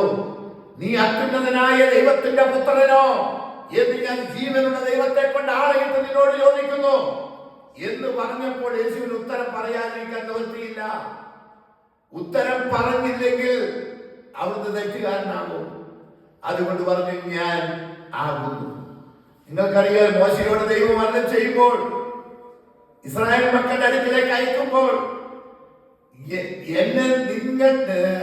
എന്നെ ആരാണ് നിന്നെ അയച്ചത് എന്ന് ഇസ്രായേൽ മക്കൾ ചോദിക്കും. അപ്പോൾ നീ എന്തുത്തരം പറയണം? ഞാനാകുന്നവൻ ഞാനാകുന്നു എന്നുള്ളവൻ എന്നെ നിങ്ങളുടെ അടുക്കൽ അയച്ചിരിക്കുന്നു. ഒരു കോഡാണ്. നമ്മുടെ രാജ്യത്തിന് രഹസ്യാന്വേഷണ വിഭാഗമൊക്കെ അടിക്കുന്ന കോഡ് റോ എന്ന് പറയുന്ന പ്രസ്ഥാനം നമ്മുടെ രാജ്യത്തിലെ രഹസ്യാന്വേഷണ വിഭാഗമാണ്. ISI എന്നൊക്കെ പറയുന്നത് ഓരോ രാജ്യത്തിൻ്റെ ഇസ്രായേലിന്റെ മൊസാദ് അവർക്കൊരു കോഡുണ്ട്. നമ്മൾ സംസാരിക്കുന്നവരെ സാധാരണ നാടൻ ഭാഷയിൽ സംസാരിക്കുകയല്ല. അങ്ങനെ സംസാരിച്ചാലും പിടിച്ചെടുത്ത് പോകും. അതിന് അവരെന്ത് ചെയ്തിട്ടുണ്ട്? ഓരോ കാര്യത്തിനൊരു കോഡ് നിശ്ചയിച്ചിട്ട് ആ കോഡിലാണ് അവർ ഇടപെടുക എന്ന് പറഞ്ഞതുപോലെയാണ് അവിടുന്ന് യേശു പറഞ്ഞു ഞാനാകുന്നു. ഇതാണ് മോശയോട് ദൈവം അരുളി ചെയ്ത നാമം. ഞാനാകുന്നു എന്നുള്ളവൻ ഞാനാകുന്നു. എന്താ ഈ വാക്കിന്റെ അർത്ഥം? ദൈവത്തിന് തന്നെക്കാൾ വലിയവൻ ഒരുത്തൻ ഇല്ലാത്തത് കൊണ്ട് തന്നെ കൊണ്ട് തന്നെ ദൈവം സത്യം ചെയ്തു. അതാണ് ഞാനാകുന്നവൻ ഞാനാകുന്നു. നമ്മളെല്ലാം സത്യം ചെയ്യും. ആരെക്കുറിച്ച് സത്യം ചെയ്യില്ല? അമ്മയെക്കുറിച്ച് സത്യം ചെയ്യും. അമ്മയാണ് സത്യം, അച്ഛനാണ് സത്യം, എന്റെ മക്കളാണ് സത്യം, റേഡിയോയിലെ പരസ്യപ്രകാരം എന്റെ പശുവാണ് സത്യം. കാലിച്ചേട്ടിയുടെ പരസ്യം എടുക്കുന്നില്ല. എന്റെ പശുവാണ് സത്യം എന്ന് പറഞ്ഞത് കേട്ടിട്ടില്ലേ? വിലപ്പെട്ട മറ്റൊന്നിനെ പിടിച്ചാൽ നാം സത്യം ചെയ്യുന്നത്. എന്നാൽ ദൈവത്തെക്കാൾ മറ്റൊരുത്തൻ ഇല്ലാത്തത് കൊണ്ടാണ് ദൈവം തന്നെ കൊണ്ട് തന്നെ. അതുകൊണ്ടാ ബൈബിൾ പറഞ്ഞ സത്യം സത്യമായി ഞാൻ നിന്നോട് പറയുന്നു. കത്തോലിക്ക ബൈബിൾ ഇങ്ങനെ സത്യം സത്യമായി ഞാൻ നിന്നോട് പറയുന്നു. ഇവിടെ പറഞ്ഞ ആമേൻ ആമേൻ ഞാൻ നിങ്ങളോട് പറയുന്നു എന്ന് പറഞ്ഞാൽ ആമേൻ ആമേൻ അപ്രകാരം തന്നെ ഞാൻ നിന്നോട് പറയുന്നു. വീണ്ടും പുതുതായി ജനിച്ചില്ല എങ്കിൽ ഒരു പുരോഹിതനോടാ പറയുന്നത്. ഞാൻ ട്രെയിനിൽ യാത്ര ചെയ്യായിരുന്നു. പണ്ട് എന്നെ എടുത്ത് ട്രെയിനിലൊക്കെ കയറ്റിട്ടൊക്കെ യാത്ര ചെയ്യുന്നൊരു കാലം ഉണ്ടായിരുന്നു. അങ്ങനെ യാത്ര ചെയ്തപ്പോൾ കോട്ടയത്ത് ഞാൻ മീറ്റിംഗ് കഴിഞ്ഞ് വരുമ്പോൾ എതിർ ഭാഗത്ത് ഒരു കത്തോലിക്ക കുടുംബം ഇരുന്നു. ഞാൻ സുവിശേഷം പറഞ്ഞു തുടങ്ങിയപ്പോൾ അവരെന്നോട് ചോദിച്ചു, ഞങ്ങളും മാനസാന്തരപ്പെടണമെന്നാണോ ബ്രദർ പറയുന്നത്? ഞങ്ങളും മാനസാന്തരപ്പെടണമെന്നാണോ ബ്രദർ പറയുന്നത്? ഞാൻ പറയുന്നത്, നിങ്ങൾ യഹൂദരാണോ? ആകപ്പാട് ദൈവത്തിന്റെ കൽപ്പന ലഭിച്ചവർ, അരുളപ്പാട് ലഭിച്ചവർ ഒരേ ഒരു ജനമേ ഉള്ളൂ, യഹൂദ ജനത, ഇസ്രായേൽ ജനം. ന്യായപ്രമാണം അവർക്കുള്ളത്, പ്രവാചകന്മാർ അവർക്കുള്ളത്, പുത്രത്വവും അവർക്കുള്ളത്, ദേവാലയം അവർക്കുള്ളത്, പ്രവാചകന്മാരും അവർക്കുള്ളത്, വാഗ്ദത്വം അവർക്കുള്ളത്. ഭൂമിയും ഒരു രാജ്യം എന്ന നിലയ്ക്ക് കൊടുത്തിട്ടുള്ള ഒരേ ഒരു ജനത ഇസ്രായേൽ മാത്രമാണ്. അപ്പോൾ ഇതെല്ലാം കൊടുത്ത അവസാനം പുത്രത്വം അവർക്ക് കൊടുത്തതാ. അവര് തല്ലിയത് കൊണ്ടാണ് പ്രിയമുള്ളവരെ നമുക്ക് കിട്ടിയ ലക്കിയ. പിടിച്ചോ, ഇപ്പൊ പിടിച്ചോ, ഇത് ലക്കിയ, ലോട്ടറി അടിച്ച പോലെയാ. അവര് നിരസിച്ചില്ലായിരുന്നെങ്കിൽ നമുക്ക് രക്ഷ കിട്ടുകയില്ലായിരുന്നു. നിങ്ങൾ റോമാലേഖനം 11 വായിച്ചു നോക്കൂ. അവരുടെ ലംഘനം ലോകത്തിന് നിരപ്പിനും അവരുടെ അംഗീകരണം നമ്മുടെ ഉയർപ്പിനും അല്ലാതെ എന്താകും? അത്രയധികം ശ്രേഷ്ഠതയുണ്ടവർക്ക്. യഹൂദന് വിശേഷതയുണ്ടോ? അശേഷമില്ല എന്നൊരിടത്തും മറ്റൊരിടത്തും ഏറെ വിശേഷമുണ്ടെന്ന് മറ്റൊരിടത്തും എഴുതിയിരിക്കുന്നു. അങ്ങനെയെങ്കിൽ ആ യഹൂദ പുരോഹിതനോടാണ് ദൈവം പറയുന്നത്, യേശു പറയുന്നത്, നീ വീണ്ടും ജനിച്ചില്ല എങ്കിൽ ദൈവരാജ്യം കാണുമായില്ല. തലയിൽ മുണ്ടുവിട്ട് രാത്രി ഇരുട്ടത്ത് നിക്കോദെമോസ് യേശുവിന്റെ അടുക്ക പോയെ. എന്തിനാ അങ്ങനെ പോയത്? പേടിച്ചിട്ടാ. ഇന്നത്തെ രാഷ്ട്രീയക്കാർ മറക്കാനെടുത്ത് പോകുന്ന പോലെ വോട്ട് ബാങ്ക് സമയമാകുമ്പോൾ ഇവർ മറക്കാനെടുത്ത് പോകും. എന്നിട്ട് പുറത്തു വന്നിട്ട് പറയും രാഷ്ട്രീയ മതത്തിന് വേർതിരിക്കണം, അലറി വിളിക്കും. പക്ഷെ എന്നിട്ട് തലയിൽ കൊണ്ടുപോയിട്ട് രാത്രി എന്ത് ചെയ്യും? വണ്ടിയിൽ ഓരോ നേതാവിന്റെ അടുക്കൽ പോകും, മത നേതാവിന്റെ അടുക്കൽ. എന്തിനാ? വോട്ട് ബാങ്ക് രാഷ്ട്രീയത്തിന് വേണ്ടി. ഇതുപോലെ നിക്കോദെമോസ് മതത്തിന്റെ നേതാക്കന്മാരെ പേടിച്ചിട്ട് രാത്രി യേശുവിനെ ഒറ്റയ്ക്ക് കാണാൻ വന്നു. എന്നിട്ട് പറഞ്ഞു, നീ ദൈവത്തിന്റെ അടുക്കൽ വന്നവനാന്ന് ഞങ്ങൾക്കറിയാം, ഞങ്ങൾക്ക് എല്ലാവർക്കും അറിയാം. പക്ഷെ ഞങ്ങളങ്ങ് പിടിതരത്തില്ല, ഞങ്ങളങ്ങ് വിട്ടുകൊടുക്കത്തില്ല. എന്നിട്ട് പറഞ്ഞ കാര്യം എന്താണെന്നറിയോ? എന്നിട്ട് പറഞ്ഞ എന്താണ്? നീ അത്യുന്നതനായ ദൈവത്തിലേക്ക് വന്നവനാണെന്നറിയാം, അല്ലെങ്കിൽ നിനക്ക് ഇതൊന്നും ചെയ്യാൻ കഴിയില്ല എന്നറിയാം. അപ്പൊ അവനോടാ പറഞ്ഞത്, നീ വീണ്ടും എന്ത് ചെയ്യണം? നീ പുതുതായി ജനിക്കണം. പ്രിയമുള്ളവരെ, നിങ്ങൾ അന്നേരം ഉണ്ടാവുകയില്ല. ഞാൻ കഴിഞ്ഞ പ്രാവശ്യം അവിടെ അപ്പുറത്തെ കെട്ടിടത്തിലായിരുന്നപ്പോ ഞാൻ പറഞ്ഞിരുന്നു, ലാസ്റ്റ് പറഞ്ഞു നിർത്തി അവിടെയാ, പുതുതായി ജനിക്കേണ്ടതിന്റെ ആവശ്യം വളരെ വലിയ വിഷയമാണ്. കുറച്ച് സമയം കൊണ്ടൊന്നും പറഞ്ഞു തീർക്കാൻ കഴിയില്ല. പുതുതായി നമ്മളെല്ലാം അമ്മയുടെ ഉദരത്തിൽ ജനിച്ചു. അതൊരു ജനനമാണ്. അതിവിടെ ജീവിക്കാൻ വേണ്ടിയാണ്. നിങ്ങൾക്കെല്ലാം അറിയാം, മത്സ്യം എന്ന് പറഞ്ഞ് കടലിലെ ജീവജാലങ്ങൾക്ക് അത് കടലിൽ ജീവിക്കാൻ തക്കവണ്ണമാണ് എന്ത് ചെയ്തിരിക്കുന്നത്? അതിനെ സൃഷ്ടി ചെയ്തിട്ടുള്ളത്. ഉപ്പ് വെള്ളത്തിലാണ് കിടക്കുന്നത്. പക്ഷേ മത്തി അരിയൊക്കെ കൂട്ടുമ്പോൾ ഒരു തുള്ളി ഉപ്പില്ലല്ലോ. ഇത്രയും വലിയ ഉപ്പിനകത്ത് കിടന്നിട്ട് ഒരു തുള്ളി ഉപ്പ് അതിന്റെ പേരില്ല. അതിന്റെ ചെതുമ്പലുകൾ അത് തടഞ്ഞു നിർത്തുന്നു. ദൈവത്തിന്റെ സൃഷ്ടിയുടെ മഹാത്മ്യം നോക്കൂ. കറി വെച്ച മീൻ ഉപ്പ് ഇട്ടില്ലെങ്കിൽ ഒന്നിനും കൊള്ളത്തില്ല.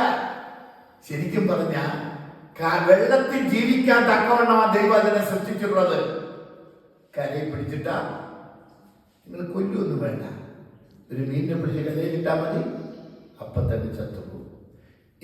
എന്ന് പറഞ്ഞതുപോലെ നമ്മളെ ഇപ്പൊ സൃഷ്ടിച്ചിരിക്കുന്നത് ഇവിടെ ജീവിക്കാൻ പറ്റുന്ന പരുവത്തിലാണ്.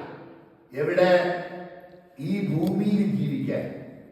ചന്ദ്രനിൽ ജീവിക്കണമെങ്കിൽ പോയ പരിപാടിയൊക്കെ നമുക്കറിയാമല്ലോ. നീലുമാത്രമല്ല പോയത് എങ്ങനെയാണെന്ന് അറിയാമല്ലോ. 1 മണിക്കൂർ അവിടെ കഴിയാൻ പറഞ്ഞിരുന്ന ആ 1 മണിക്കൂറിൽ പെട്ടെന്ന് അതിനകത്ത് കയറി കൊള്ളണം.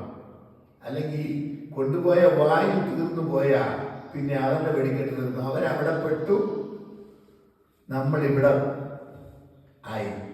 ഇവിടെ നോക്കുക, യേശു പറയുകയാണ്, മനുഷ്യനെ സൃഷ്ടിച്ചിരിക്കുന്നത് ഇവിടെ ജീവിക്കാൻ പറ്റുന്ന പരുവത്തിലാണ്. സ്വർഗത്തിൽ ജീവിക്കണമെങ്കിൽ എന്ത് ചെയ്യണം?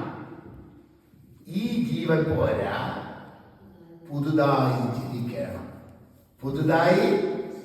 അതുകൊണ്ടാ പറഞ്ഞത്, ചില സഹോദരങ്ങൾ ഞങ്ങളെ പോലുള്ളവരെ ഭീഷണിപ്പെടുത്തുമ്പോൾ, ഞങ്ങളുടെ കഠാരം നിന്റെ കഴുത്തിനാണ്, ഞങ്ങളുടെ ബോംബ് നിന്റെ നെഞ്ചത്താണെന്നൊക്കെ പറഞ്ഞ് കത്തെഴുതിയിട്ടുണ്ട്. സുവിശേഷം തന്നെ ഗ്രേഖ വായിച്ചിട്ട് ഞാൻ അവരെ ഹിറ്റ് ലിസ്റ്റില്ല. പക്ഷേ എൻ്റെ ദൈവം പറഞ്ഞൊരു വാഗ്ദത്തമുണ്ട്, നിന്നോട് എതിർക്കുന്നവൻ നാസ്തിത്വവും ഇല്ലായ്മയും പോലെയാകും. നിന്നെ ഞാൻ ശക്തിയേറിയതും പല്ലേറിയതുമായ മെതിവണ്ടിയാക്കി മാറ്റും. നീ പർവ്വതങ്ങളെ പൊടിച്ച് കാറ്റത്ത് ഞാനത് പറപ്പിക്കുകയും ചെയ്യും. നോക്കൂ, ഇങ്ങനെയാ യെശയ്യാവിന്റെ പുസ്തകം എഴുതിയിരിക്കുന്നത്, ഞാൻ പ്രവർത്തിക്കും, ആർ തടുക്കുമെന്ന് യഹോവ ചെയ്യുന്നു. ആരും ഭീഷണിപ്പെടുത്തിയാലും സ്വർഗത്തിലെ ദൈവം ഒന്ന് തീരുമാനിക്കണം. മരണത്തിന്റെയും പാതാളത്തിന്റെയും താക്കോൽ ഇവരുടെ ആരുടെയും കയ്യിൽ ദൈവം കൊടുത്തിട്ടില്ല. എന്റെ കർത്താവിന്റെ കയ്യിലാവുള്ളത്. അവൻ സാത്താനെ കീഴ്പ്പെടുത്തി നിങ്ങളെ ആരെങ്കിലും കൊല്ലുമെന്ന് പറഞ്ഞാൽ ഭയപ്പെടരുത്. ദേഹിയെ കൊല്ലാൻ കഴിയാതെ ദേഹത്തെ കൊല്ലുന്നവനെ ഭയപ്പെടരുത്. ദേഹിയും ദേഹത്തെ നരകത്തെ നശിപ്പിക്കാൻ കഴിയുന്നവനെ ഭയപ്പെടുവിൻ.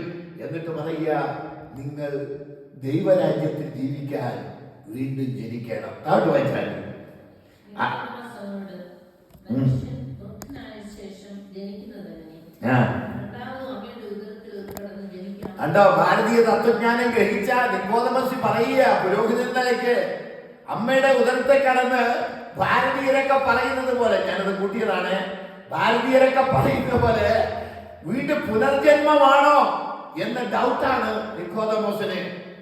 കാരണം അന്നും ഇന്ത്യയുമായിട്ടുള്ള ബന്ധമുണ്ടായിരുന്നു, ഹിന്ദുസ്ഥാനുമായിട്ടുള്ള ബന്ധമുണ്ടായിരുന്നു, ഇസ്രായേൽ ദേശത്തിന് ശലോമോന്റെ കാലത്തെ ബന്ധമുണ്ടായിരുന്നു. നോക്കണേ, അതുകൊണ്ട് വീണ്ടും അമ്മയുടെ ഉദരത്തിൽ കടന്ന് ജനിക്കാമോ എന്നാ ചോദിക്കുന്നത്. അടുത്ത വാക്യം. അതിന് യേശു, അമ്മേ, ഞാൻ നിന്നോട് പറയുന്നു, വെള്ളത്താലും ആത്മാവിനാലും ജനിച്ചില്ല എങ്കിൽ ദൈവരാജ്യത്തിൽ കടപ്പാൻ ആർക്കും കഴിയില്ല. പ്രിയ സഹോദരങ്ങളെ, വെള്ളത്താലും ആത്മാവിനാലുമാണ് വീണ്ടും ജനിക്കുന്നത്. യാക്കോബിന്റെ ലേഖനം ഇങ്ങനെ പറയുന്നു, അതിനെടുക്കാൻ നേരമില്ല, സത്യത്തിന്റെ വചനത്താൽ അവൻ നിങ്ങളെ വീണ്ടും ജനിപ്പിച്ചിരിക്കുന്നു. സത്യത്തിന്റെ വചനത്താൽ നിങ്ങളെ ജനിപ്പിച്ചിരിക്കുന്നു. പത്രോസിന്റെ ലേഖനം ഇങ്ങനെ പറയുന്നു, കെടുന്ന ബീജത്താലല്ല, കെടാത്തതും ജീവനുള്ളതും നിലനിൽക്കുന്നതുമായ വചനമെന്ന കെടുന്ന ബീജത്താലല്ല, കെടാത്തതിനാലും നിലനിൽക്കുന്നതുമായ ദൈവവചനത്താൽ തന്നെ നിങ്ങൾ വീണ്ടും ജനിച്ചിരിക്കുന്നു. ഈ ദൈവവചനം, ദൈവത്തിന്റെ വാക്ക്, ഈ ദൈവവചനം നിങ്ങൾ വിശ്വാസത്താൽ ഉള്ളിൽ സ്വീകരിച്ചാൽ, നമ്മളെല്ലാം ഭൂമിയിൽ മനുഷ്യനായി പിറന്നൊരു പ്രൊസീജറുണ്ട്. ആ പ്രൊസീജർ അപ്പന്റെ ബീജവും അമ്മയുടെ അണ്ഡവും ചേർന്നാണ്.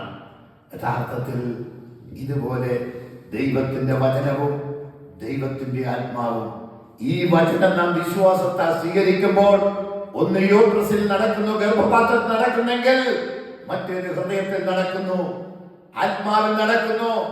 മനുഷ്യൻ ദൈവത്തിന്റെ വചനം വിശ്വസിക്കുമ്പോൾ ആ വചനത്തോടുകൂടെ ആത്മാവ് വ്യാപരിക്കുന്നു. ആത്മാവ് വ്യാപരിക്കുന്നു. നിങ്ങൾ കണ്ടിട്ടുണ്ടോ? ശരീരശാസ്ത്രപ്രകാരം, സമയം പോയി, ഷുഗർ എന്ന് പറയുന്നത് എന്താണെന്ന് നിങ്ങൾക്ക് എല്ലാവർക്കും അറിയാം, അല്ലെങ്കിൽ അറിയാമെന്ന് ഊഹിക്കുന്നു. മനുഷ്യ ശരീരത്തിൽ പാൻക്രിയാസ് ഉത്പാദിപ്പിക്കുന്ന ഇൻസുലിൻ, ഈ എന്ത് കഴിച്ചാലും അത് ഗ്ലൂക്കോസായി മാറും. നമ്മൾ എന്ത് കഴിച്ചാലും അത് ഗ്ലൂക്കോസായി തീരും. ഉദരത്തിൽ ചെന്ന്, ആമാശയത്തിൽ ചെന്ന് രാസപരിണാമത്തിന്റെ ഫലമായി അത് ഗ്ലൂക്കോസായി മാറും. അത് ഏറ്റക്കുറച്ചിലുണ്ടാകും. അന്നത്തെ കൂടുതൽ കഴിച്ചാൽ ഗ്ലൂക്കോസ് കൂടും, അല്ലാത്തതൊക്കെ ആണെങ്കിൽ ഗ്ലൂക്കോസ് കുറയും. എന്തായാലും ഗ്ലൂക്കോസ് ആകും. ഈ ഗ്ലൂക്കോസിന്റെ തന്മാത്രകൾ ഓരോ കോശത്തിലും ചെന്ന് എന്ത് ചെയ്യും? മുട്ടും. മുട്ടിയാൽ തുറക്കത്തില്ല. അതിനാരുടെ സഹായം വേണമെന്നറിയോ? ഇൻസുലിൻ തന്മാത്ര വേണം. അതിന് പാൻക്രിയാസ് ശരീരം ഓട്ടോമാറ്റിക്കായി നമ്മുടെ ശരീരത്തിൽ എത്ര ഗ്ലൂക്കോസ് വന്നോ അത്രയും ഗ്ലൂക്കോസ് നമ്മുടെ ശരീരത്തിൻ്റെ പ്രവർത്തനത്തിന് വേണ്ടി, ശരീരത്തിൻ്റെ വളർച്ചയ്ക്ക് വേണ്ടി, ഊർജത്തിന് വേണ്ടി കോശങ്ങളിലേക്ക് എത്തിക്കാൻ ശ്രമിക്കും. അത് കോശങ്ങളിലേക്ക് കടത്തി, പറയുന്ന സംഗതി കണ്ണുകൊണ്ട് കാണാത്തതാണ്. കടത്തി വിടണമെങ്കിൽ ആര് വരണമെന്ന് പറയാം? അകമ്പടിയായിട്ട് ഇൻസുലിൻ തന്മാത്രകൾ വരണം. അതിൻ്റെ കണക്കായി പാൻക്രിയാസ് എന്ത് ചെയ്യും? ഉൽപ്പാദിപ്പിക്കും. പക്ഷെ നിങ്ങൾ ജിലേബിയും, നിങ്ങൾ ലഡുവും, നിങ്ങൾ ഹൽവയും, നിങ്ങൾ ഏറ്റവും മധുരമുള്ള ഐസ്ക്രീമും ഇതൊക്കെ നിങ്ങൾ കഴിക്കുമെങ്കിൽ, കുഞ്ഞു കുട്ടികളായിരിക്കുമ്പോൾ അത് മുഴുവൻ, അതുകൊണ്ട് കുട്ടികൾ പെട്ടെന്ന് തീർത്തു വരുന്നത്. 1 കിലോ പഞ്ചസാര നിങ്ങൾ കലക്കി ഒരു കൊച്ചിനെ കുളിപ്പിച്ച് നോക്കൂ, ഒരു 10 വയസ്സുള്ള കുട്ടിയെ. പിറ്റേന്ന് നിങ്ങൾ അവരുടെ ഷുഗർ പരിശോധിച്ച് നോക്കൂ, ഷുഗർ ഉണ്ടാവത്തില്ല. കാരണം എന്താ? 1 കിലോ പഞ്ചസാര ഇന്നലെ കുടിച്ചതാണ്, പക്ഷെ ഷുഗർ ഉണ്ടാവത്തില്ല. കാരണം അത് തികച്ചു പാൻക്രിയാസ് എന്ത് ചെയ്തു? ഇൻസുലിൻ ഉൽപ്പാദിപ്പിച്ച് ശരീരത്തിലേക്ക് കയറ്റി വിട്ടു. അതുകൊണ്ട് കുട്ടികൾ പെട്ടെന്ന് തടിക്കുന്നത്. ഈ കൊഴുത്ത മുട്ടായികളും ഐസ്ക്രീമൊക്കെ ധാരാളം വാരി കഴിക്കുമ്പോൾ തടിക്കുന്നതിന്റെ കാരണം അതാണ്. എന്നാൽ ഈ ഇൻസുലിൻ ഉൽപാദനം കുറയുമ്പോൾ നമ്മൾ എന്നും ഒരു ദിവസം പഞ്ചസാര കലക്കി കൊടുത്താൽ അത് കാണുകയില്ല. വീണ്ടും വീണ്ടും നിങ്ങൾ പഞ്ചസാര കലക്കി കൊടുത്താൽ 3-ാമത്തെ ദിവസം ആകുമ്പോൾ നിങ്ങൾ പരിശോധിച്ച് നോക്കൂ, കുട്ടിയിൽ ഷുഗർ കാണാൻ കഴിയും. എന്താ കാരണം? പാൻക്രിയാസ് പറയും ഈ പരിപാടി ഇവിടെ നടക്കത്തില്ല, എനിക്കൊരു പരിമിതിയുണ്ട്, ഇത്ര വരെയേ എനിക്ക് എന്ത് ചെയ്യാൻ പറ്റൂ, ഉൽപ്പാദിപ്പിക്കാൻ കപ്പാസിറ്റി ഉള്ളൂ. അപ്പോ ഗ്ലൂക്കോസ് എന്ത് ചെയ്യും? കോശങ്ങൾ മുട്ടി നോക്കും, തുറക്കുന്നില്ല. പാമ്പ് മാടത്ത് തളയിടുന്ന വരെ നോക്കിയിട്ട് നേരെ തിരിച്ച് മൂത്രത്തിൽ കൂടി എന്ത് ചെയ്യും? ശരീരം വലിച്ച് പുറന്തള്ളും. അപ്പോഴാണ് നമ്മൾ പറയുന്നത് മൂത്രത്തിൽ പഞ്ചസാര. പ്രിയമുള്ളവരെ, ഇതുപോലെ ദൈവവചനത്തിന്റെ കൂടെ ആരനുഗമിക്കുന്നുണ്ട്? ദൈവത്തിന്റെ ആത്മാവ് അനുഗമിക്കുന്നുണ്ട്. ഈ ദൈവവചനം നിങ്ങൾ ഹൃദയത്തിൽ വിശ്വസിക്കുമ്പോൾ ദൈവത്തിന്റെ പരിശുദ്ധാത്മാവ് ശക്തിയായി വന്ന് നിങ്ങളുടെ ഉള്ളിൽ വീണ്ടും ജനനമെന്ന ഒരു ഉന്നതമായ പദ്ധതി രൂപീകരിക്കുകയാണ്. അങ്ങനെ ഇവിടെ ജനിച്ചത് ഇവിടെ ജീവിക്കാനാ. സ്വർഗത്തിൽ ജീവിക്കണമെങ്കിൽ വീണ്ടും ജനിക്കണം. അത് പുനർജന്മമല്ല. ഇവിടുന്ന് തന്നെ ജീവനുള്ളപ്പോൾ, ആരോഗ്യമുള്ളപ്പോൾ, ഭൂമിയിൽ ജീവിക്കുമ്പോൾ ഇവിടുന്ന് വീണ്ടും ജനിച്ചാൽ മാത്രമേ, എന്ന് പറഞ്ഞാൽ വചനത്താൽ, വെള്ളത്താലും ആത്മാവിനാലും ജനിച്ചെങ്കിൽ മാത്രമേ. ദൈവവചനത്തെ വെള്ളത്തോട് ഉപമിച്ചിരിക്കുന്നു. വെള്ളത്താലും ആത്മാവിനാലും ജനിക്കണം. അങ്ങനെ വീണ്ടും ജനിച്ചവനെ ദൈവത്തോടുകൂടെ വസിക്കുവാൻ കഴിയും. 15-ാം സങ്കീർത്തനം ഇങ്ങനെ പറയുന്നു, അത്യുന്നതന്റെ സന്നിധിയിൽ വിശുദ്ധ പർവ്വതത്തിൽ ആർ വസിക്കും? 15-ാം സങ്കീർത്തനം പെട്ടെന്ന് നിരത്താണ്. 15-ാം സങ്കീർത്തനം 1-ാമത്തെ വാക്യം, ദൈവത്തിന്റെ സന്നിധിയിൽ ആർ വസിക്കുമെന്ന് അവിടെ എഴുതിയിരിക്കുന്നു.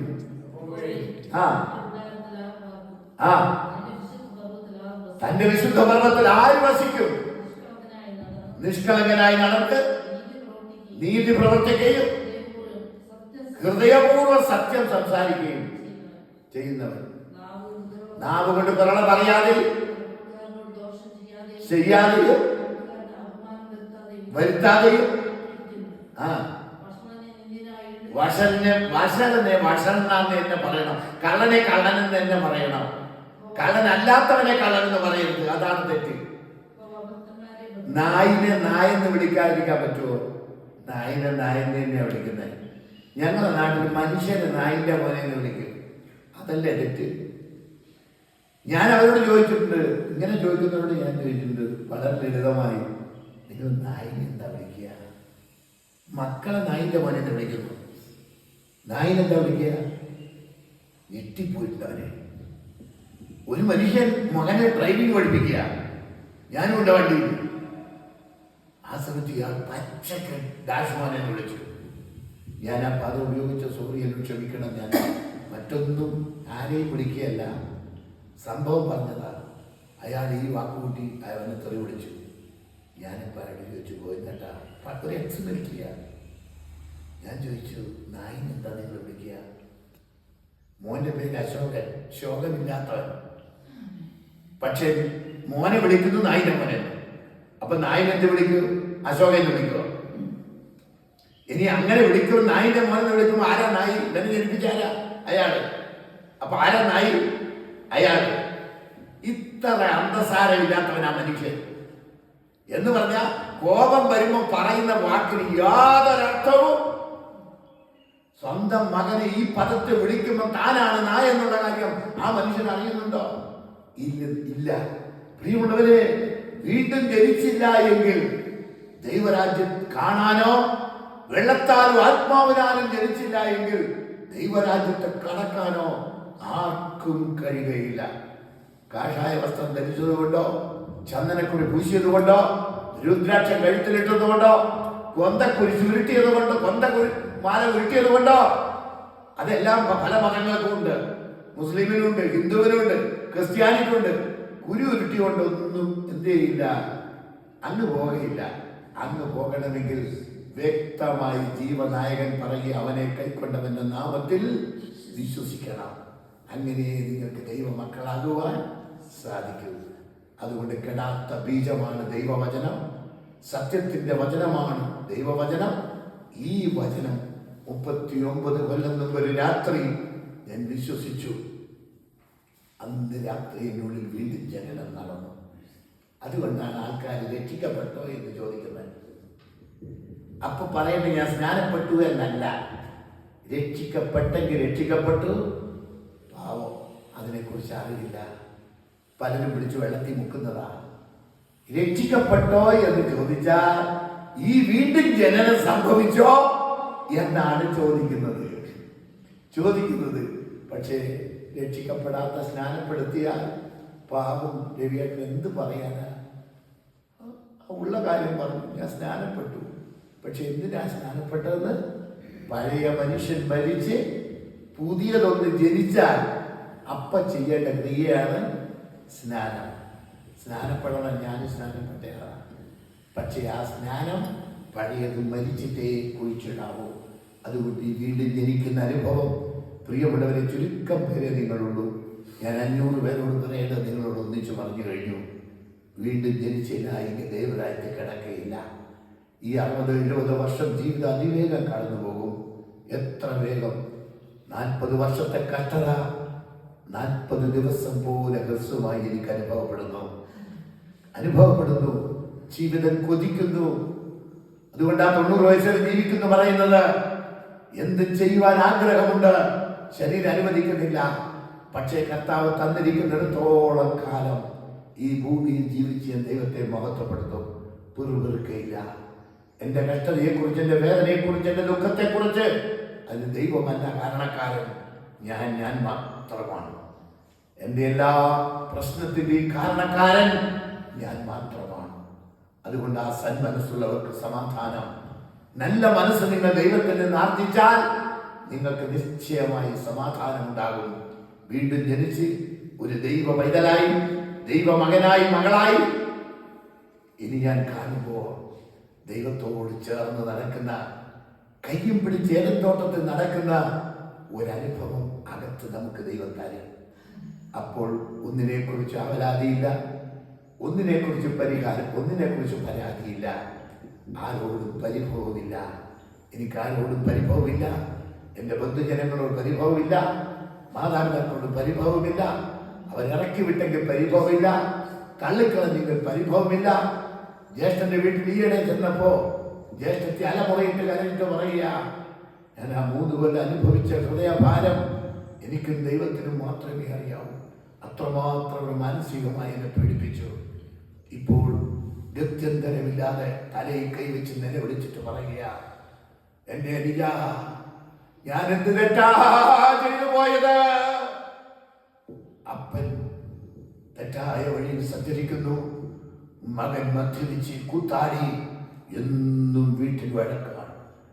മുട്ടിത്തടിയെടുത്തും തൂമ്പാക്കൈയെടുത്തും അപ്പൻ മകനെ അടിക്കുകയാണ്, ചതയ്ക്കുകയാണ്, എന്നും ബഹളമാണ്. ചേച്ചി പറയുക, ഞാൻ എന്ത് പാവമാണ് ചെയ്തത്? അവരോർക്കുന്നില്ല. ഹതഭാഗ്യനായി, അരയ്ക്ക് താഴെ തളർന്നവനായി ആശയത്തിൽ കിടന്നപ്പോൾ എന്തുമാത്രം കുത്തുവാക്കുകൾ കൊണ്ടവരെന്നെ വേദനിപ്പിച്ചു. ഞാൻ ഒറ്റയ്ക്ക് കിടന്ന് കരഞ്ഞു. എൻ്റെ യേശു എൻ്റെ ഉള്ളിൽ ഉണ്ടായിരുന്നില്ല എങ്കിൽ ഞാൻ ഉരുകി ചത്തുപോയത്. ഉരുകി. ഏത് പ്രശ്നവും തരണം ചെയ്യാൻ ദൈവകൃപ, ദൈവശക്തി അവിടുന്ന് അയക്കും. നമുക്ക് പ്രാർത്ഥിക്കാം. ഞാൻ എന്നെ തിരികെയാണ്. എന്നെ ഓർത്ത് നിങ്ങൾ വല്ലപ്പോഴും പ്രാർത്ഥിക്കണം. പുറത്ത് ഒട്ടും ത്രാണിയുള്ളവരല്ല. അകത്തിതൊക്കെയും പ്രസംഗിക്കുമ്പോൾ ശരീരം പൊട്ടിപ്പോവുകയും ബലഹീനമാകുകയും യൂറിൻ ഇൻഫെക്ഷൻ ഇടക്കിടയ്ക്ക് വരികയും നല്ലൊരു മുട്ട കഴിച്ചതേ ഉള്ളൂ, ഇന്ന് മൂത്രം പ്രശ്നമായി. ഈ ശാഖഭോജനങ്ങളോ യാത്ര ചെയ്യുമ്പോൾ ഇതുപോലെ കിട്ടുകയില്ല. വീട്ടിലാണെങ്കിൽ ഭാര്യ എന്തെങ്കിലും പച്ചക്കറികളോ മറ്റു കാര്യങ്ങളോ ഒരുക്കി തരും. അന്നത്തിന് 3 നേരം കഴിക്കാൻ പറ്റുകയില്ല, ഒരു നേരമേ കഴിക്കാറുള്ളൂ. ഇന്ന് ഷുഗർ ഡൗണായി താഴേക്ക് വന്നു. 2 ദിവസം ചപ്പാത്തി കഴിച്ചുകൊണ്ട്. ഞാൻ പറയട്ടെ, ഒരുപാട് പരിമിതികളുള്ള ഒരു ബലഹീനനായ പകുതി ചത്ത ഒരു മനുഷ്യനാണ്. ദൈവകൃപയുണ്ടെങ്കിലേ എനിക്കൊരു നിമിഷം പോലും മുൻപോട്ട് പോകാൻ കഴിയൂ. എന്നെ ഓർക്കുമ്പോൾ കർത്താവേ, ആ മോഹനേട്ടനെ ഒന്ന് സഹായിക്കണമേ എന്നൊരു വാക്ക് നിങ്ങളുടെ വായിൽ നിന്ന് വരുന്നുവെങ്കിൽ അതെനിക്ക് ഏറ്റവും വലിയ നിധിയായിരിക്കും. നിങ്ങളെയും ഓരോ പ്രാവശ്യം വന്ന് കടന്നു പോകുന്നവർ ചിലരൊക്കെ എന്നെ വിളിക്കാറുണ്ട്. ചിലരൊക്കെ നിലനിന്ന് കാണുന്നതിൽ സന്തോഷമുണ്ട്. പക്ഷെ എവിടെയെങ്കിലും പോയി നല്ലൊരു കൂട്ടായ്മ കണ്ടെത്തി, നല്ലൊരു സഭ കണ്ടെത്തി നിങ്ങൾ പ്രാർത്ഥനയോടെ അവിടെ പോവുകയും ദൈവവചനം വായിക്കുകയും ധ്യാനിക്കുകയും പഠിക്കുകയും അവർ പറയുന്നത് പോലെ നിങ്ങൾ ചെയ്തു കൊള്ളുക. അവർ ചെയ്യുന്നത് പോലെ നിങ്ങൾ ചെയ്യരുത്. പല സഭകളുടെയും സ്ഥിതി അവർ പറയുന്നത് നല്ല കാര്യമാണ്, പ്രസംഗിക്കുന്ന നല്ല കാര്യമാണ്, പക്ഷേ അവർ പ്രവർത്തിക്കുന്ന പലപ്പോഴും തെറ്റായതാണ്. അതുകൊണ്ട് അവർ പ്രവർത്തിക്കുന്ന പോലെ പ്രവർത്തിക്കരുത്. അവർ പറയുന്ന ദൈവവചനം കേട്ട് ഈ ദൈവവചനം എല്ലാവരും വാങ്ങിക്കൊണ്ട് പോയി ദിനവും 3 നേരമെങ്കിലും വായിച്ച് ദൈവത്തിൽ ഉറച്ചു നിൽക്കുക. ദൈവം നിങ്ങളെ നിശ്ചയമായി അനുഗ്രഹിക്കും. പ്രാർത്ഥിക്കാം. സർവാശ്വാസം നൽകുന്ന ഞങ്ങളെ സ്വർഗീയ പിതാവേ, ഏകസത്യ ദൈവമായ അങ്ങയെയും അങ്ങ് അയച്ച കർത്താവായ യേശു ക്രിസ്തുവിനെ അറിയുന്നത് തന്നെ നിത്യജീവനാകുന്നു എന്ന് അരുളി ചെയ്തു. ഈ നിത്യജീവൻ പ്രാപിക്കേണ്ടതിന് പാപത്താൽ ബന്ധിക്കപ്പെട്ടു പോയ, പാർശ്വവൽക്കരിക്കപ്പെട്ടു പോയ, കുടുംബത്തിനും ബന്ധങ്ങളിലും സ്വന്തക്കാരിലും പലപ്പോഴും തിരസ്കരണം അനുഭവിച്ച, മാനസികമായി തകർന്നുപോയ ഈ ജീവിതങ്ങൾ വിരലിലെണ്ണാവുന്നവരേ ഉള്ളൂ എങ്കിലും പ്രിയ കർത്താവേ, അവരെ അങ്ങ് സന്ദർശിക്കുമാറാകണം. അടിയങ്ങളെ ഈ 4 ദിവസം ഏൽപ്പിച്ചതെല്ലാം അടിയൻ അവരോടുമായി പങ്കിട്ടു. അടിയന്റെ ശരീരത്തെ നോക്കിയില്ല, അടിയന്റെ സുഖത്തെ അടിയൻ നോക്കിയില്ല, അടിയന്റെ കാര്യങ്ങളെ നോക്കിയല്ല പിതാവേ അങ്ങ് ഏൽപ്പിച്ചത് അടിയൻ ചെയ്തിരിക്കുന്നു. ഞങ്ങൾക്ക് ഏൽപ്പിച്ചത് ആ വിശ്വസിച്ചിരിക്കുന്നു. ഞങ്ങൾ പറഞ്ഞത് ആ ഏറ്റെടുത്തിരിക്കുന്നു. സത്യത്തിന്റെ വചനങ്ങളുടെ വായിലും അവരുടെ ഹൃദയത്തിലും അവിടെ മുമ്പിൽ ഇരിക്കുന്നുവല്ലോ കർത്താവേ. ഈ തിരുവചനം സ്വീകരിക്കാൻ തക്കവണ്ണം അവരെ കൈക്കൊണ്ടവന്റെ നാമത്തിൽ വിശ്വസിച്ച് ദൈവമക്കളാകാനുള്ള അതോറിറ്റി അവിടുന്ന് കൊടുത്തിരിക്കാൻ ഈ അധികാരം വിനിയോഗിക്കുവാൻ അവരെ സഹായിക്കണം. ശത്രുവിന്റെ കയ്യിൽ നിന്ന് വിടുവിച്ച് തന്റെ ഏകജാതനായ പുത്രനെ വിശ്വസിക്കുന്ന ഏവരും നശിച്ചു പോകാതെ നിത്യജീവൻ പ്രാപിക്കണം എന്നുള്ള ദൈവിക ഉന്നത പദ്ധതി നിവൃത്തിയാക്കുവാൻ അവരുടെ ജീവിതം അതിനോട് സഹകരിച്ച് അത് ഏറ്റെടുത്തൊരു വിശുദ്ധ ജീവിതത്തിന് വേണ്ടി ദാഹിക്കുന്നവരാക്കി അവരെ മാറ്റണം. പ്രിയ കർത്താവേ, അടിയെ സംസാരിച്ചതൊക്കെയും പരിശുദ്ധാത്മാവ് വീണ്ടും വീണ്ടും അവരുടെ ഹൃദയത്തിൽ മുഴങ്ങുമാറ് അങ്ങ് അവർ മുൻപോട്ട് പോകുമ്പോൾ വഴി ഇതിലേ എന്നുള്ള ശബ്ദം അവരോട് സംസാരിച്ചുകൊണ്ട് അങ്ങ് എമ്മൗസിലേക്ക് പോയ സഹോദരന്മാരുടെ കൂടെ അങ്ങ് സംസാരിച്ചുകൊണ്ട് നടന്നപ്പോൾ അവിടെ ഉള്ളം കത്തിക്കൊണ്ടിരുന്നല്ലോ. അതുപോലെ ഇവർ ഓരോരുത്തരും ഒറ്റയ്ക്ക് പോകുമ്പോൾ തെറ്റായ വഴിയിലേക്ക് തിരിയുവാൻ ഇടവരാത്തവണ്ണോ പിന്നിൽ നിന്ന് മകനെ നിന്റെ വഴി അതല്ല, ഇതാണ് നിന്റെ വഴി എന്ന് പറഞ്ഞവരെ വഴി തിരിച്ചു വിടണമെന്ന് അങ്ങയോട് അപേക്ഷിക്കുന്നു. പ്രിയ കർത്താവേ, അങ്ങയുടെ കൃപ കൂടെ ഇരിക്കണം. സഹായിച്ച് പ്രിയ മക്കൾ കഴിഞ്ഞ ദിവസങ്ങളൊക്കെ പടങ്ങിപ്പോയവരുണ്ട്, ഇന്നുള്ളവരുണ്ട്, ഇനി അടുത്ത മാസം വരുന്നവരുണ്ട്. അവരൊക്കെ യോഗ സന്ദർശിച്ച് വിശുദ്ധീകരിക്കണം. ഇവിടെ സംസാരിച്ച എല്ലാ ദൈവമനുഷ്യരെയും ഓർത്ത് ദൈവത്തെ സ്തുതിക്കുന്നു.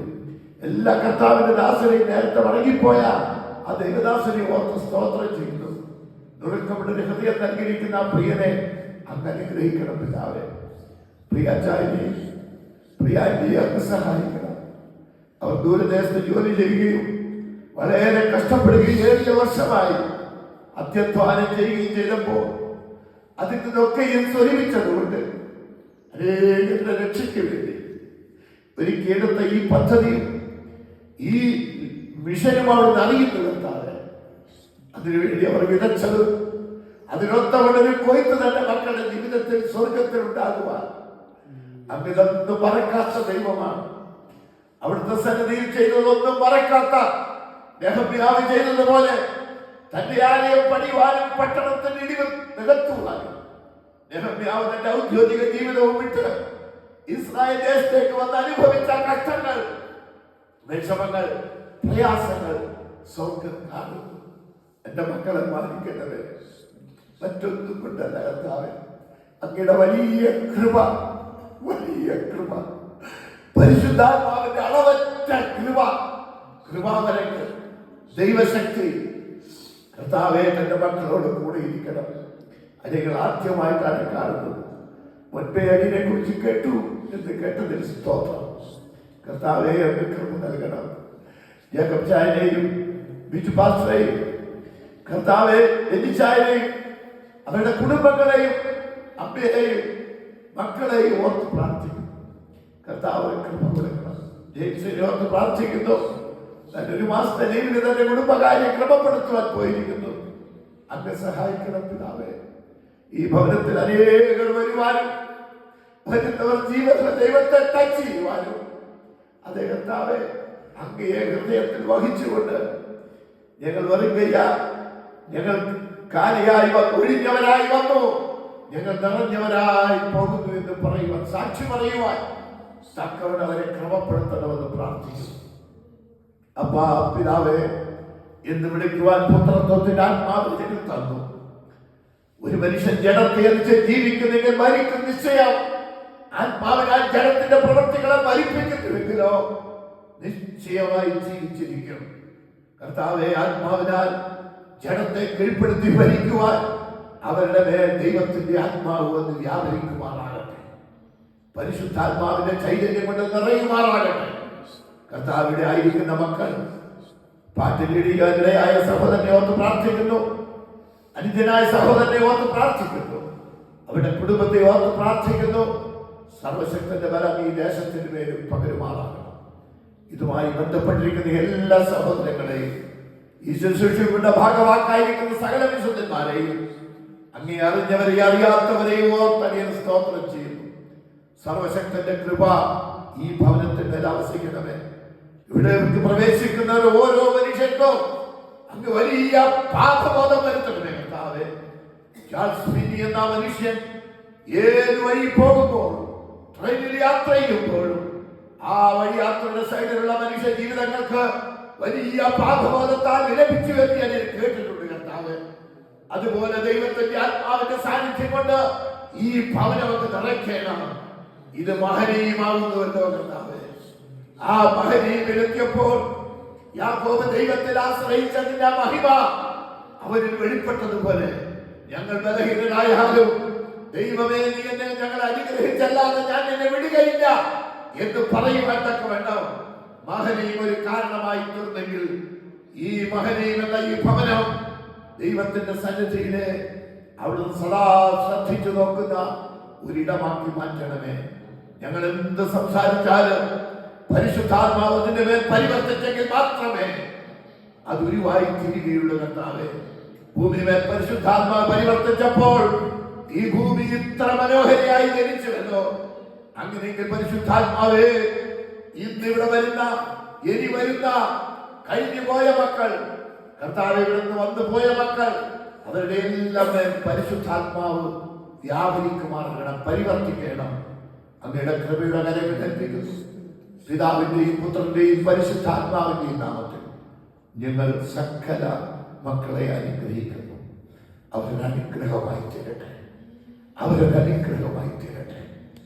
യേശു ക്രിസ്തുവിന്റെ നാമത്തിൽ ഞങ്ങൾ അപേക്ഷിക്കുമ്പോൾ സ്വർഗം കൃപയുണ്ടായി കേട്ട് ഉത്തരവരുടേണം. പിതാവേ,